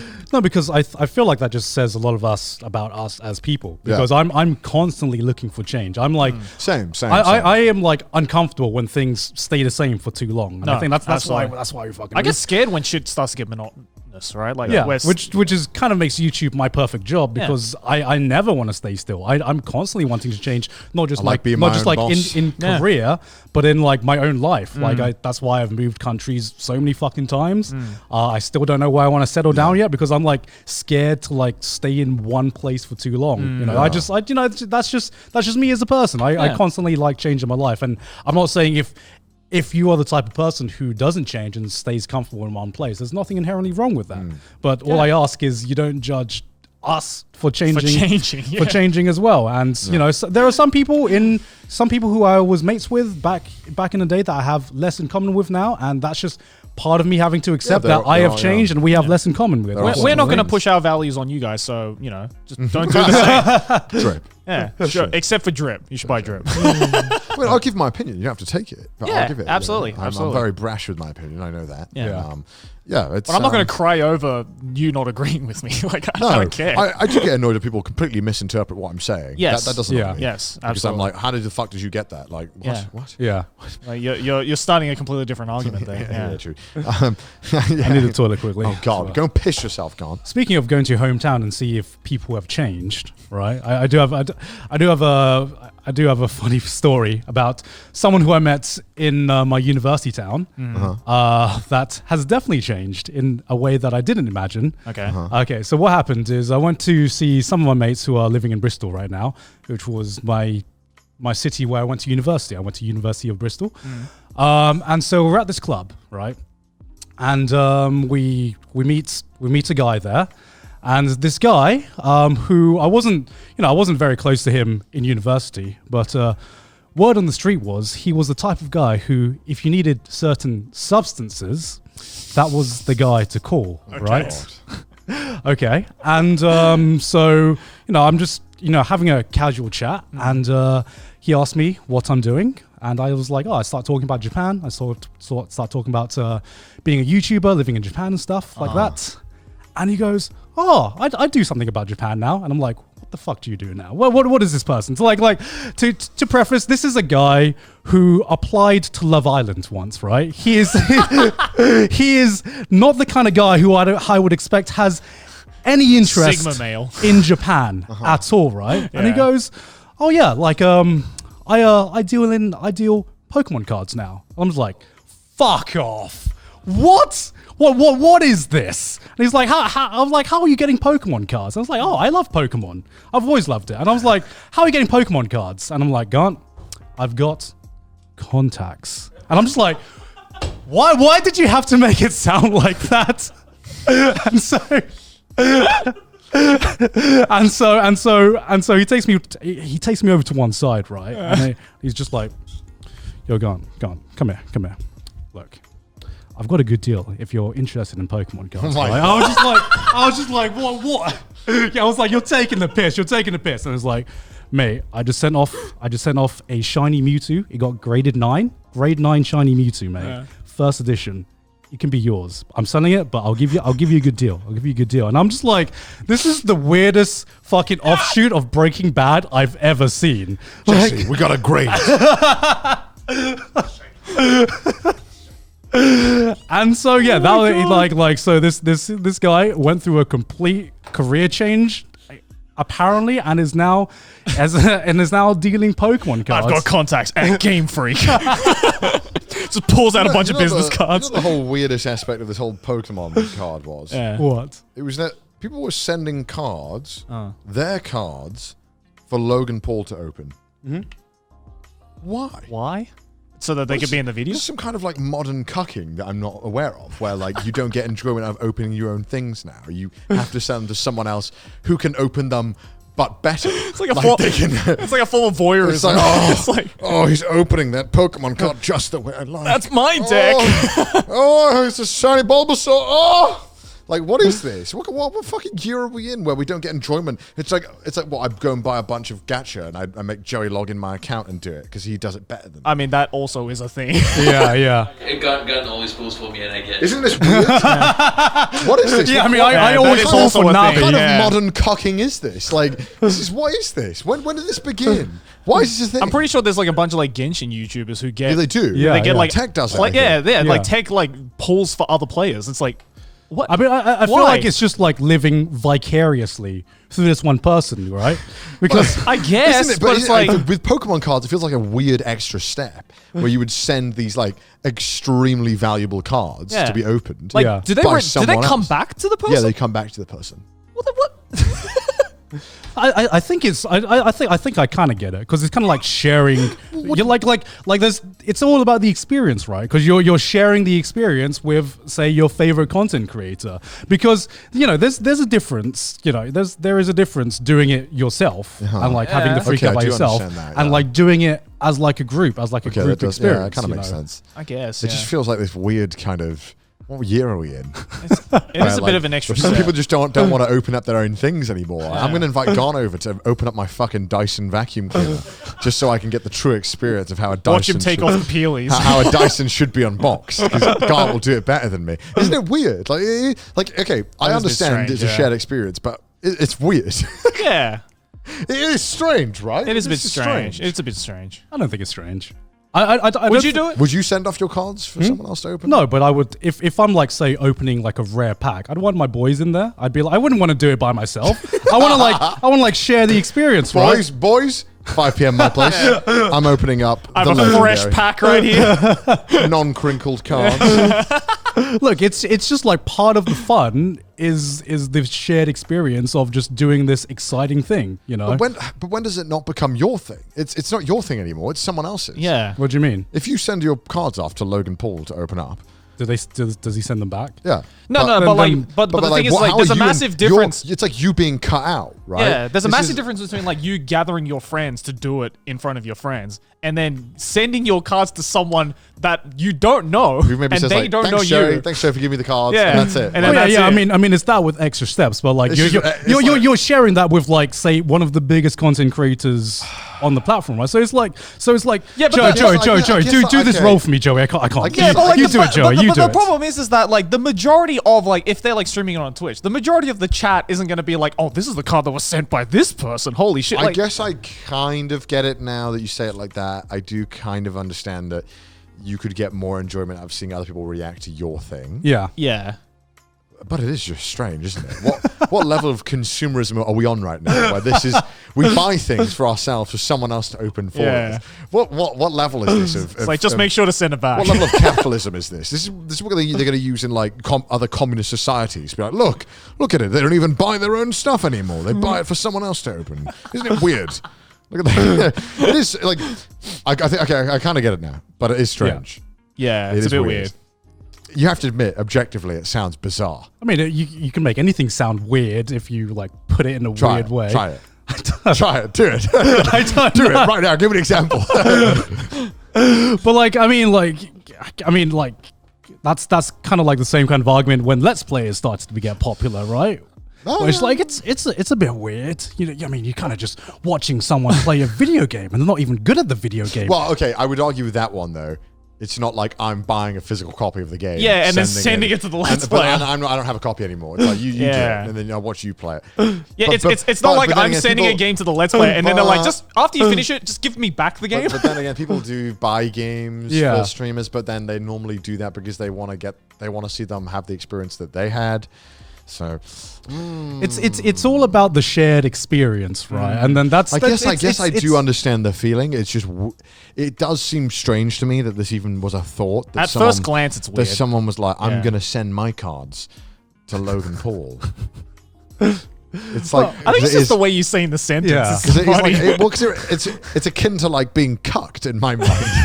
It's like I'm gonna send my girlfriend. Well, yeah, it's like I won't get as much satisfaction out of doing this as I would watching someone else do this for me. Yeah. I mean, it is kind of more satisfying, right? I mean, is it now, God? Yeah. Well, congratulations. You telling us something, God? well, God. Oh, well. Yeah, you're into your own shit. That's cool, dude. No, I mean, like, for example, with gacha, it is like a lot more fun to pull on stream. It always comes back to gacha. It does always come back to gacha, right? But I mean, that's kind of peak entertainment in 2021. I mean, that's what Pokemon cards are, right? Yeah, it's just gacha. It's physical gacha. It's just physical gacha, right? It's the loot box OG. Yeah. So it's a lot funner to do with your mates. Like every time, I remember when we were like addicted to art nights. Yeah. Every time Joey was in the office, he was like, "I'm going to do a pool," and we're like, "Oh, let's see what he gets." And it's a lot more fun to do with mates because if you don't get it, then your mates will be like, "Haha, you're a fucking idiot." right. But it's not like you're buying packs for Joey to pull because you get the cards back. So it's. Yeah, but let's say. Yeah, I guess you do. Yeah. So yeah. But I guess like the equivalent to that is like, I'm gonna give you $100 to pull on Arknights, but once you finish the pulls, I need you to send me the $100 back. You know, it's like that's a little weird. I mean, it's more like you're just giving the phone to another person. Joey, you do the pull for me. You do. I trust your gacha luck. Like giving your significant other to someone else for one evening of magical lovemaking that you can view while you sit back and enjoy the show. I'm not crazy, right, with this comparison. No, right? I get what you're coming from. Yeah, but just now that I think about it, it is not as weird as I initially thought. Okay, as weird as that is in and of itself. Is it weird that we don't find that weird anymore? Let me sell you another idea. Okay. So you know, like you watch movies and animes and stuff like that. I know what you're gonna say. Right. So fuck that. Like imagine instead of watching a 2-hour movie, you could watch 3 blokes sitting on a set, just arguing about chicken breasts and chicken thighs. How's that sound? Sounds like quality content. That's called good life choices. I have one question. Where do I subscribe? How do I sign up for that? I suppose. Well, what would you categorize? Why do you think Trash Taste is successful? What do you think? That's a very good question. This podcast really is a sucking our own dick podcast, isn't it? Why are we so? Hold on a second. Why are we so goddamn entertaining, Garnt? Why are we so good? Can you explain? Why do you think? What is?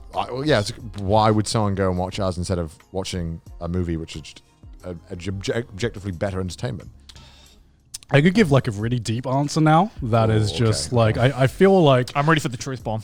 No, I feel like with the whole shared experience thing we're talking about, a lot of people would now crave kind of like that feeling of like a relationship or like a closeness with someone. And a lot of people can feel that parasocially by, for example, sending their cards to their favorite streamers or sending some money for their favorite gacha streamers to pull, or just watching 3 blokes, 3 friends talk for 2 hours. You know, you get that feeling that you're connected with someone, that you have that feeling of connection, even though that connection isn't technically real, you know? And I feel like a lot of content nowadays, especially with the younger generation, is got like a lot of the most a lot of the most successful streamers and a lot of the most successful content creators are people who can accurately represent that feeling of a close connection, a parasocial relationship, let's say. See, that was my deep answer. I'm 14 and this is deep, bro. my meme answer is just three blokes chatting shit. It's just fun, isn't it? It's just fun, isn't it? I guess because we don't, we didn't strive to have that, right? We just talk. But it's always much deeper. We do it for our own self-satisfaction. We just want to make a show. We just chat shit. Yeah, I mean, we didn't try for that. It just happened by complete luck. It was also like, I guess I watched a video by, what's his name? Glink, is it? Is it his name? Glink. Did a video about OnlyFans. Yeah. And the more, not the sexual side, but more so the parasocial side, where a lot of guys are on there because that's like the closest they feel that they can get to a girlfriend. Yeah. Yeah. And that was really sad watching that video because he had interviews with people who are OnlyFans subscribers. And as much as we meme on OnlyFans and all that whole thing, and earlier we mentioned the whole dancing women on TikTok, I do feel very sorry for these guys. Like a lot of them that feel that they have no other choice, or there is no other choice for them. Yeah. Just to life circumstances, or maybe whatever's going on. Maybe they're too busy. It's and it isn't just the stereotypical guys you think who are doing stuff like that, who consume that. Sometimes it's people just have no time. They're very successful. Yeah. And they have too much money, but the one thing that you don't have is time, which is the ability to go and make friends. Yeah. Especially this day and age. Yeah, it's hard, man. It is hard. Like a lot of people are lonely. It's especially during the times of the pandemic as well. That's like only kind of just extrapolated. Yeah. That's only kind of exaggerated it. Exponentially. Yeah. Exacerbated. And I feel sorry, for a lot of guys. Obviously, as a male myself, it's one of those things where you can't really openly talk about being lonely. It's quite difficult to do it, and it's often hard to just reach out to friends and be like, "Hey, man, I'm not gonna lie, I'm just lonely, man. You want to hang out?" Like, it's really hard to do that, and it's that whole stigma of like macho insecurity, right? It's like, I always want to try and dispel that and be honest and try and be open with my emotions and what I'm feeling, just so that hopefully that other people can be more open with it as well. Like, I feel like when you're a public figure, it's kind of your responsibility to try and improve the understanding of topics like that, I think. Gentlemen, you're allowed to feel emotions. Yeah, it's okay. Yeah. Bro, I know how, because, more often than not, there is a lot of toxic masculinity and pride that men have. You're supposed to be successful and provide and basically not be a fuck up, right? Right? And this pressures are fucking difficult, man. Yeah. And I feel like a lot of guys end up pushing a lot of friends away because they're so focused on trying to not be a failure. And I feel like, especially with guys, it's hard to talk about. It's hard to talk about something negative. Like I remember, I remember when we went back to see all our mates, and we had that Airbnb where we all caught up. I remember like going into like a deep conversation that some of our guy mates were having at that time. I remember sitting down on the table and one of our mates was talking about going through therapy for one of the things that they went through, right? And more and more people started sitting in and then started sharing their stories about how they also were going through something rough, especially during COVID, and they had to like seek therapy about it. And then eventually we just had this whole table, this group of guys, and I was just like, wait a minute, has anyone here not been to therapy? And we look around and nobody puts their hands up. And I was like, so everyone here has been to therapy? And I was just like, how have we never talked about this before? We've known each other for like 4 years. It's a shame thing, right? Yeah, a lot of guys feel shame admitting that they have any of those problems. Yeah, exactly. And I'm just like, if something should be normalized and not be shamed or frowned upon, it's this, it's admitting that you have a problem and you're seeking help for it. And it's like, I feel like, especially in England and especially in Asian culture, it is very much frowned upon to like say, hey, I went to therapy or I talked to someone. And I was just like, because the mentality is that if you go to therapy, then you're inherently trying to fix something about yourself. There's something inherently wrong about yourself. Yeah, and I think people don't want to admit that there's something wrong. Yeah, it's a lot easier to just avoid it. Yeah, and I think that's absolutely bullshit. Just because like trying to keep a healthy a good mental health is not something that should be frowned upon, you know. And I feel like America in this are like leagues ahead of other cultures in just accepting this. 100%. And you know, gender doesn't stop you from being sad. Like if you're sad, it doesn't matter what you identify as. If you're sad, you're sad, and if you need to talk about it, you need to talk about it. Like it sucks, man, because the male suicide rate is so high. And man, like I'm so sad thinking about it. Well, the male depression rate is so high as well. Because like no one fucking talks about this it. Thing, right? When I was in my first year of living in London, looking back, I can easily tell you I was depressed. But at the time, I didn't know. I didn't know why I was miserable. I didn't think I was like, I have no reason to be sad, so I'm not sad. That's because you had no one to talk about it. I'm just in a bad mood. But I also didn't even, because I hadn't been educated on it. No one even told me that was like, who tells you what depression feels like? Yeah. How do you learn that?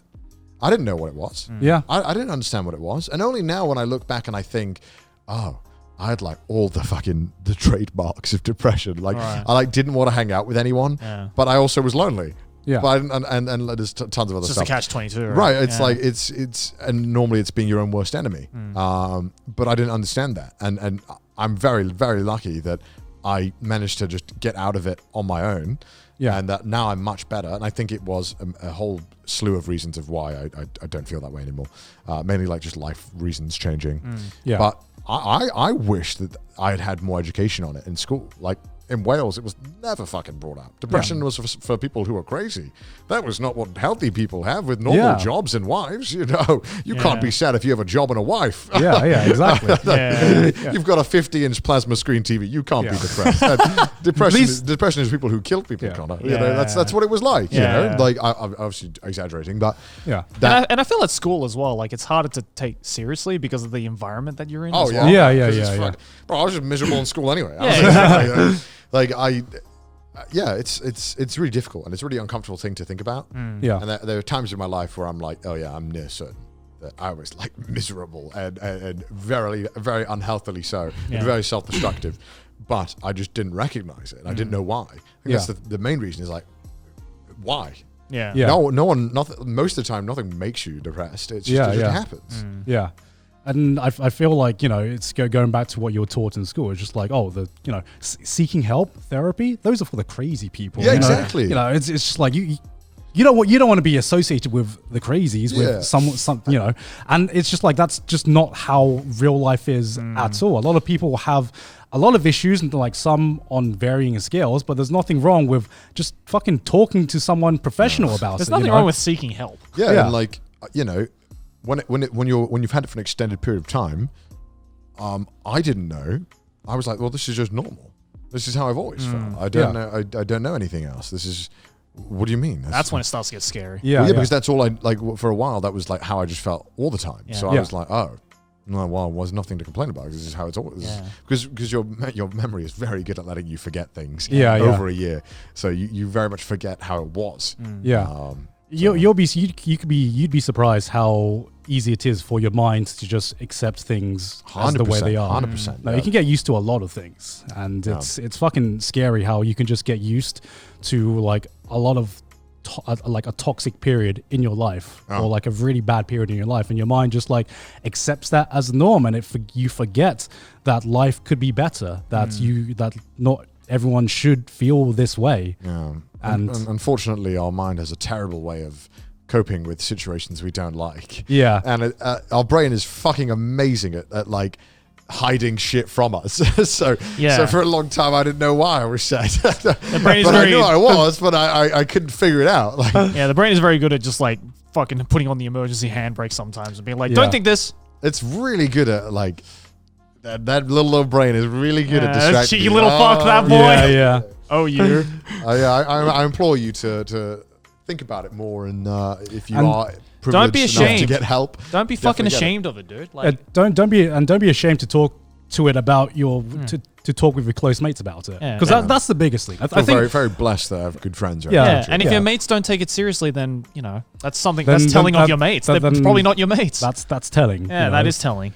Because because I've, I realized then that I was lucky enough to have mates, including you guys, who I can talk to anything about, and it's not just here, it's back home as well. And I'm just like, damn, I got a pretty good group of friends. I feel pretty blessed right now, Obviously, you're not going to bring it up every goddamn conversation. No. You can bring it up. It has a time and place. Right. Dude, it was a fucking bro moment when I'm just like, I'm glad we're fucking talking about this now, man. Yeah. But I want all my friends to feel like they can come to me, in trust and be like, listen, man, I'm really struggling, and I'll be like, well, let's do something. Yeah, let's sit down, let's fucking talk about it. Whatever you need, man. Let's figure it out. Like, let's do it. Like, I want you to be happy. Mates don't want to see mates being sad. No, man. Like, the one thing that I've learned as I'm getting older, God forbid, I'm 25 and I'm saying that shit, but it is. I notice it is harder to make friends. It gets more difficult to make good friends. Yeah, because everyone's doing shit. Yeah. And I feel at that point as well, everyone already has their like established group of friends. People have their own friend groups and stuff, and and it's time. hard, man. Yeah, time is the big one, man. I remember when I was growing up, everyone was just like, "Time is your most valuable resource," and I'm just like, "What does that mean? Fuck off! Fuck off! Give fuck off, boomer. Give me $1 million and we'll see how valuable time isn't going to buy is. me a McDonald's meal." Okay, shut up, Dad. Logan is opening my Pokémon card. But yeah, it really started to hit me when I just wanted to hang out with Sydney, and now she's like got her own career and everything, and we literally had to like schedule a date, which we never had to do before. And I'm just like, what? We have to book out time to spend time with each other? You have to pencil in a date. I have to pencil in time to spend time with my significant other, and I'm just like, what time management. What is this? Yeah. What is this? Yeah, it is very weird. Yeah, and it's like time management is a thing that you have to learn as you're growing older as well, and like also you just don't have as much energy as you did before. Like it's like your energy levels do like go down because your patience for bullshit it dwindles. I have zero of that now. I'm just like immediately I'm like, I'm not gonna waste time on this because now I know how valuable my time is. Like I finally understand that time is your most precious value. It's like, I know, right? I finally understood after all the bullshit I went through. I'm like, oh, this is what this means. And it's not even like, oh, I could be using this time to make money. I mean, I could be using this time to be happy. I could be using this time to hang out with my homies, to play some games. Yeah. Like anything but this bullshit. Like, if there's something that makes me angry nowadays, it's something that wastes my fucking time. 100%. I'm literally, I don't have many pet peeves, but if I feel, if I do something and I feel like I could have used that hour doing something else. Yeah. I that's the biggest thing that makes me angry, man. Yeah. I could have been playing like a good fucking game. Yeah. Could have like been hanging out with my homies. Yeah. Could have been doing anything, man. Anything to make me happier than where I am now. Japanese government building. 20,000 hours of waiting. Yeah, pretty much. God. I've had a question in my mind that's been haunting me. Okay. This guy came out of the toilet, right? Right. In the public toilet. Okay. And he flushed the toilet as he left. When do you flush the toilet? Because do you like, because, well, it depends what you're doing. You've done a number 2, right? Okay, number 2. Right? Yeah. You have your, so you stand up, right? You now have 2 options. You can start buckling your belt, putting it back up, getting that all ready, or you can flush the toilet. Which one do you do first? While standing up? Yeah. Because there are some people who flush while they sit down. That ain't right. That's you're just typhooning your asshole of shit water. Like, that's terrible. The only circumstance upon which you are allowed, and I will give the pass to be able to flush the toilet while still sitting on it. Is if you know that smell is so goddamn bad that your cheeks are the only thing keeping it in. Okay, I personally stand up first when I flush. So obviously you do, because you're a human being, Joe. I'm not an animal. But do you then, right? So let's say you've unbuckled, right, your pants, because you've unbuckled them. Yeah. And I don't know why this has been burning on my mind, because this man did it. He clearly got up, did his pants, and then flushed the toilet and left, right? Yeah. But which one do you do first? Because sometimes I immediately just close the thing, flush, and then start doing up my pants. Why is that? I buckle up my pants first. I buckle up my pants first. Then flush, then leave? Yeah. Why am I the weird one? What happened in my childhood? Well, because it's weird. The way you do it is weird because that means you're literally standing there flushing the toilet with your pants down. No. So I'm like this, right? Pants are here. I'll simulate it. Okay. Right? So say it's like this, right? Yeah. Right? I'm like, okay, close the lid, flush, and then I do this while it's flushing. But your pants are down, right? No. Well, then that's the exact same thing. Because when I'm like this, right, I come up and then as I'm getting up, I kind of like pull it up to the point of like it's there, but I just got to zip it up and do the belt.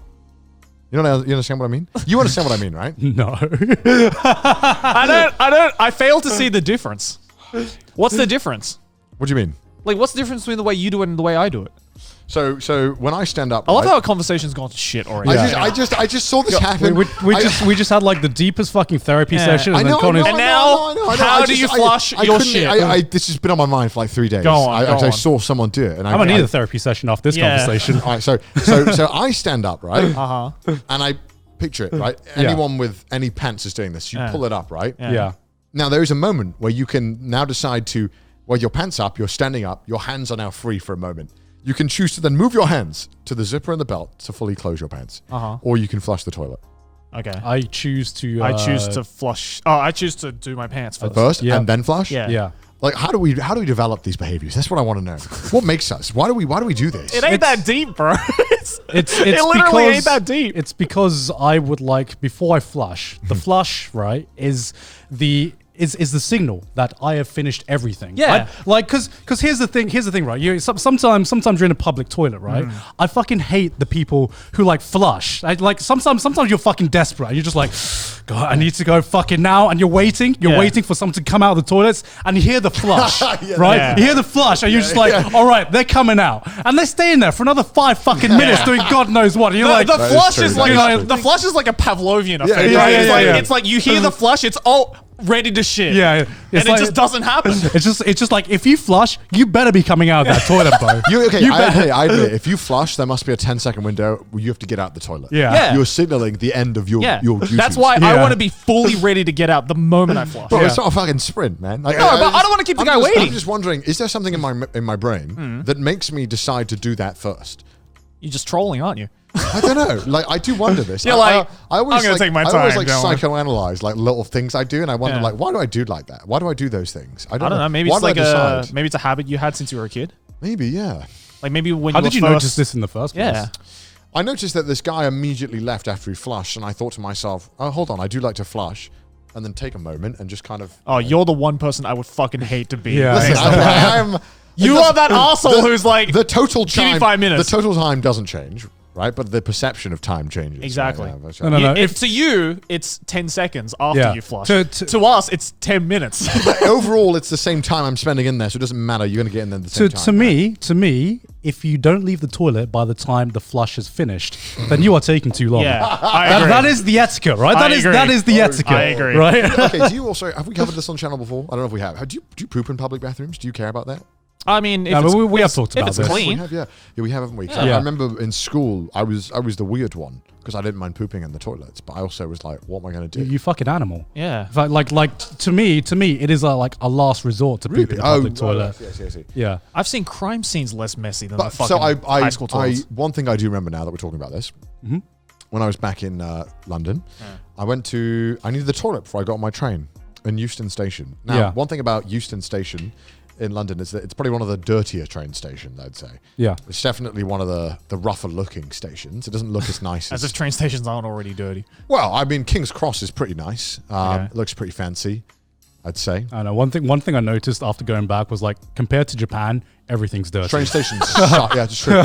Train stations suck in the UK though. Yeah. You don't find out what platform your train is on in Euston until like 5 minutes before. Yeah. So everyone's just standing there. And then when the thing comes up, everyone's rushing. Okay. And it's like, why don't you just tell me it before? And then, but I guess there's some system on their end where they don't know. Yeah.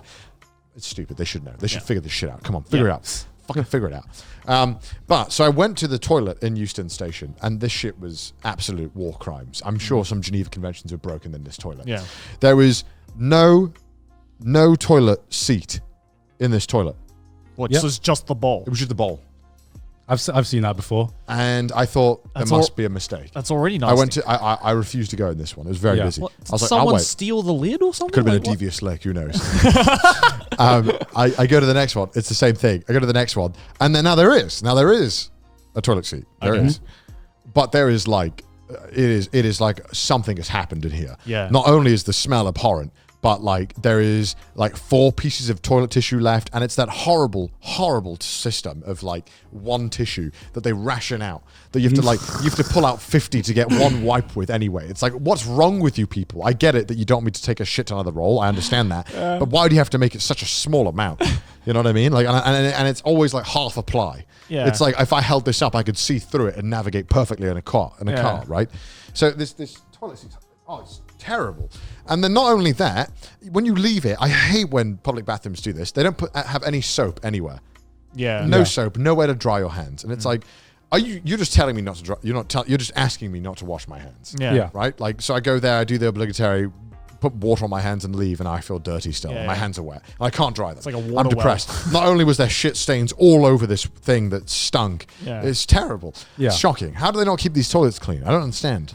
It's just not getting paid enough, are they? You have one job, and it's literally to keep them clean. I don't think there's anything else you need to do in the toilets. Well, the thing is that that's why I don't shit in public. You know that. This is why I shit in the station. I mean, there is a big difference between the toilets in Japan versus the toilets in the UK, right? I mean, as you mentioned last week, the first thing you noticed is things are a lot dirtier in the UK. Well, after you've been living in Japan for like this long, right? Yeah. Okay, I remembered another story from the toilets. No, go for it. Sorry, I went to this toilet in Covent Garden. Yeah. So I went to a coffee shop, right? Coffee shop was too small, didn't have their own toilet. Yeah. So they used a toilet in Covent Garden that was connected to the church. Okay. And it was 30 pence to enter. So about 50 cents maybe. Yeah.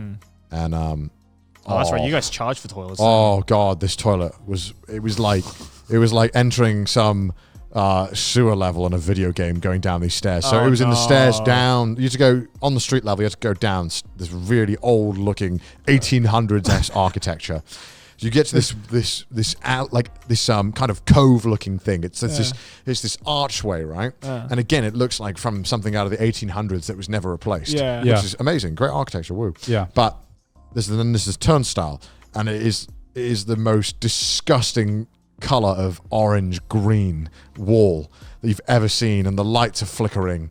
And Sounds like you're about to enter a Dark Souls level. and I'm near certain I'm the only person on earth who actually paid to get in. Yeah. Because the moment I got Just in, jumped the the turnstile. moment I got in, 2 guys just jumped after me. Yeah. So I go in here, right? And only one of the stalls is open. So I go in there and I need to do my business. Now, unfortunately, there was only like 2 sheets of toilet roll left. So it was already a bad time. Hard mode activated. Bad time. And there was no bidet, obviously. Tragedy. So my ass never quite felt clean. Yeah. So I was also struggling with that every single day. Yeah. I definitely felt my ass was not clean. They're genuine. You joke, but I walked around many days thinking like, holy shit, I need to bring a portable bidet. Yeah. So I'm in this thing, right? I'm hearing noises from the 2 stalls. And I'm like, that's not a big deal. It's not a big deal. And then this guy drops a can that kind of ominously rolls into my stall. Yeah. Right. And it's a can of Guinness. And I kind of like kick it back. And I'm like, here you go. He's like, cheers. And I'm like, okay. And he's like, it's a nice day today, isn't it?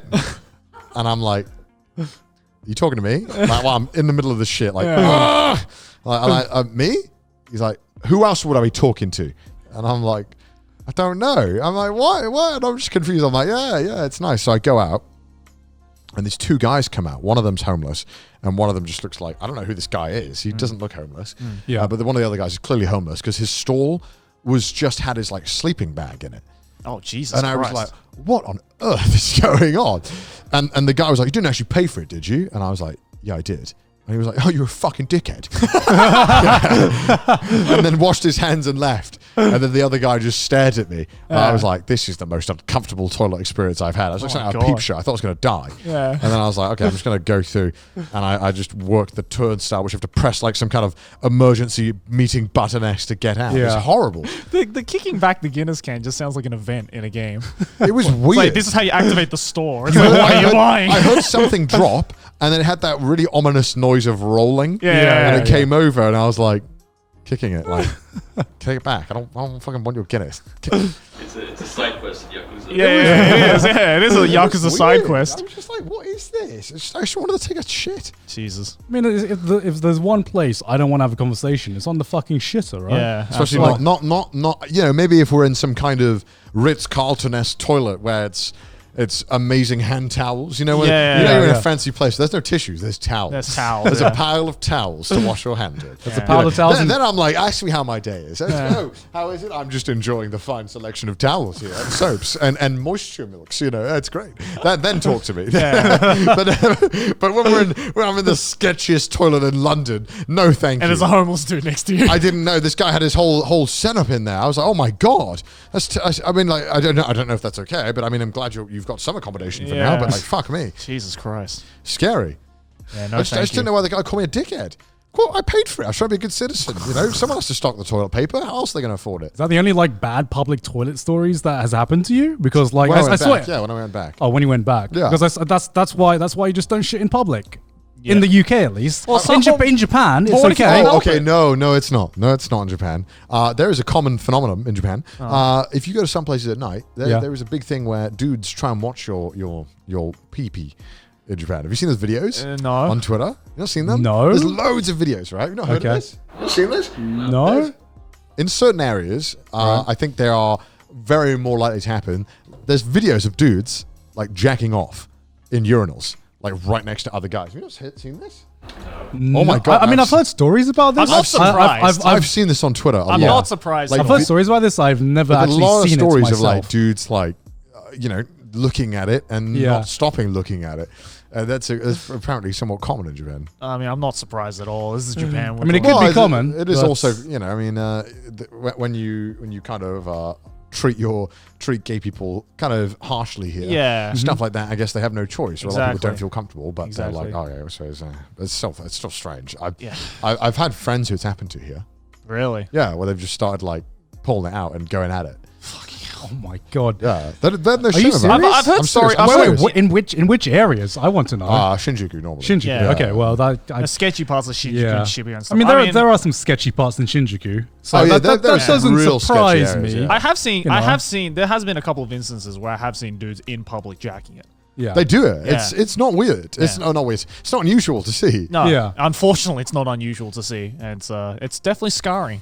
Yeah, You're just having a jaunty stroll through Shinjuku, and then it's like, there was a dude just jacking in the alleyway. We don't normally hang out at those like kind of like establishments, so it doesn't really surprise me with that area. No. But like, I mean, most public toilets in Japan are like cleaner than like most people's private toilets. It's fucking ridiculous. You're like the concept of clean public toilets didn't exist in my mind until I went to Japan. I'm just like, wait, although I've seen some really fucking dirty ones in Japan. Oh yeah, occasionally there is some. It occasionally happens, but normally you never see. On average. Normally you never see clean public toilets, especially in England, and especially in fucking Thailand as well. Like my god, you know where Southeast Asia? Okay, look, okay. I actually wait. I actually realized going back why I don't like bidets, right? And it's because I realized, I've grown up my entire life with bidets because Southeast Asia have their own bidets, right?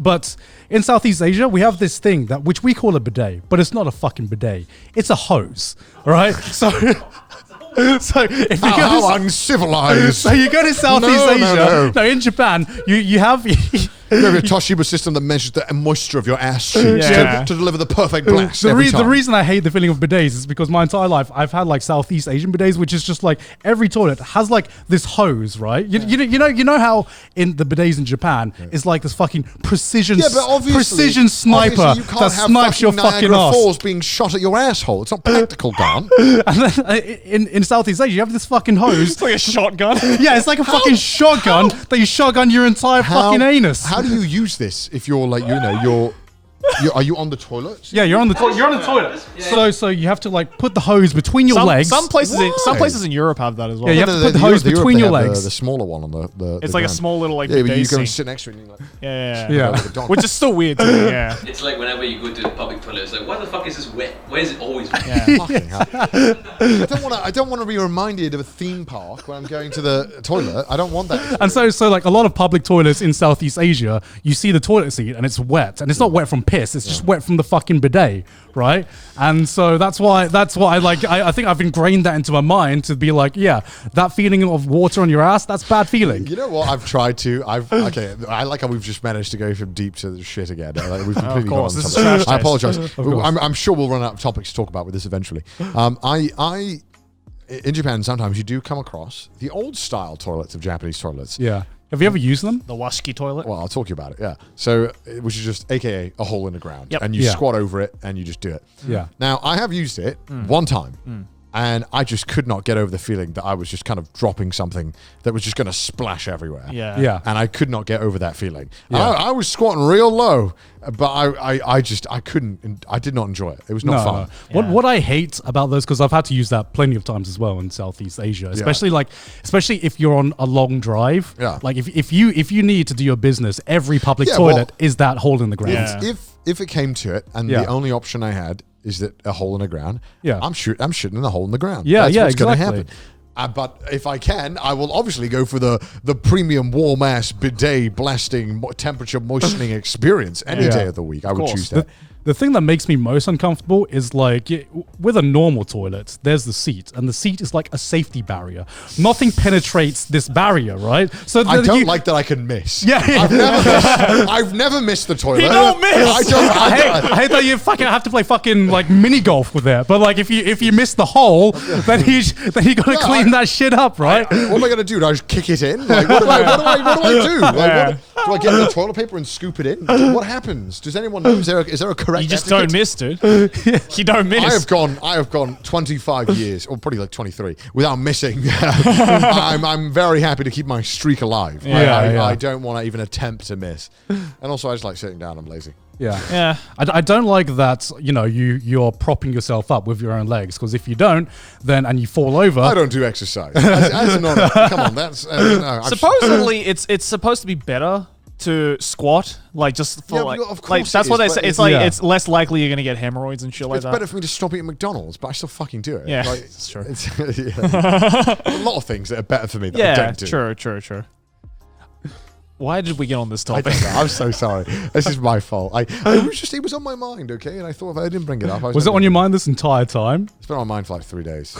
I saw the men do it, and I woke up thinking about it. So. I'm also very used to just like shitting in a hole in the ground from like going camping in Australia, because like we have long drops, and there's just like it's literally that's just wells. You just do that anyway. Yeah. No, but when you go camping, you have no choice. yeah, exactly. It's Get just the a old hole in the ground, leaves. but it's not like a shallow hole in the ground. No, It's like a real fucking deep hole in the really? ground. I used to just dig when we used to go camping. We'd dig a tiny hole and just fill it up.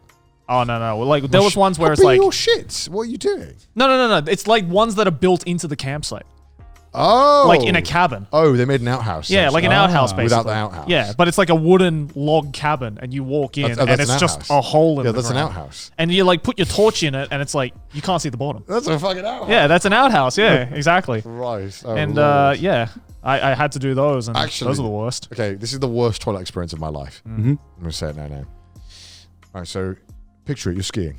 You have those damn fucking ski boots on. Yeah. Okay. Right? And so have you worn ski boots, Ashley? Oh yeah. You've worn them? Yeah. It is impossible to have precision movement in the ski boots. Yeah. Right? You walk like a Roblox character. Right. So you do. You walk like you're in Roblox. The only option at this particular skiing place, for some reason, was a porta potty.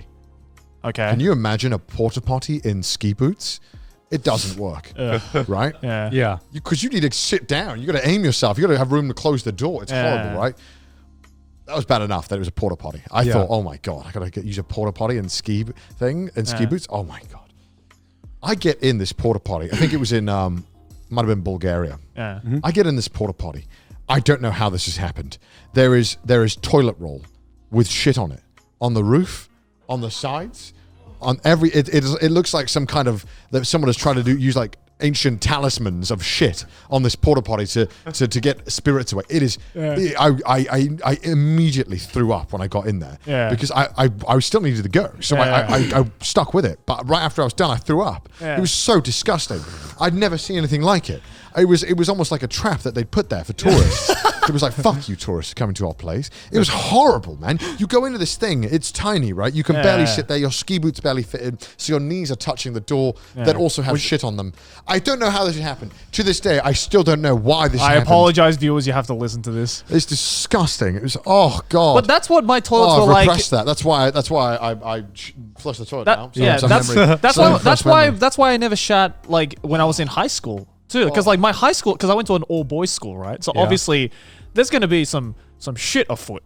Like in places where there's gonna be shit in places where there shouldn't be shit. That was always the pranks, wasn't it? Pranks. It was always the pranks, and I'm like, guys, like we're not animals. Yeah, the people shitting in urinals. And stuff. Oh, dude. I don't think there was ever a day where I went to the urinal there wasn't shit in it. Like it was actually disgusting. Australia is a different country. Yeah, I'm like, even in Southeast Asia, we got it was fucking gross. I'm like, never again. Why are humans so disgusting? I don't know. Why can we not fucking shit properly? Apparently, we've had toilet training is a lie. We've had 2,000 years to get this right. Yeah, and we're still we're only one step ahead of we're still shitting in the hole in the ground. God damn it! How do we always talk about shitting? How does that happen? I didn't want to. I really didn't want to.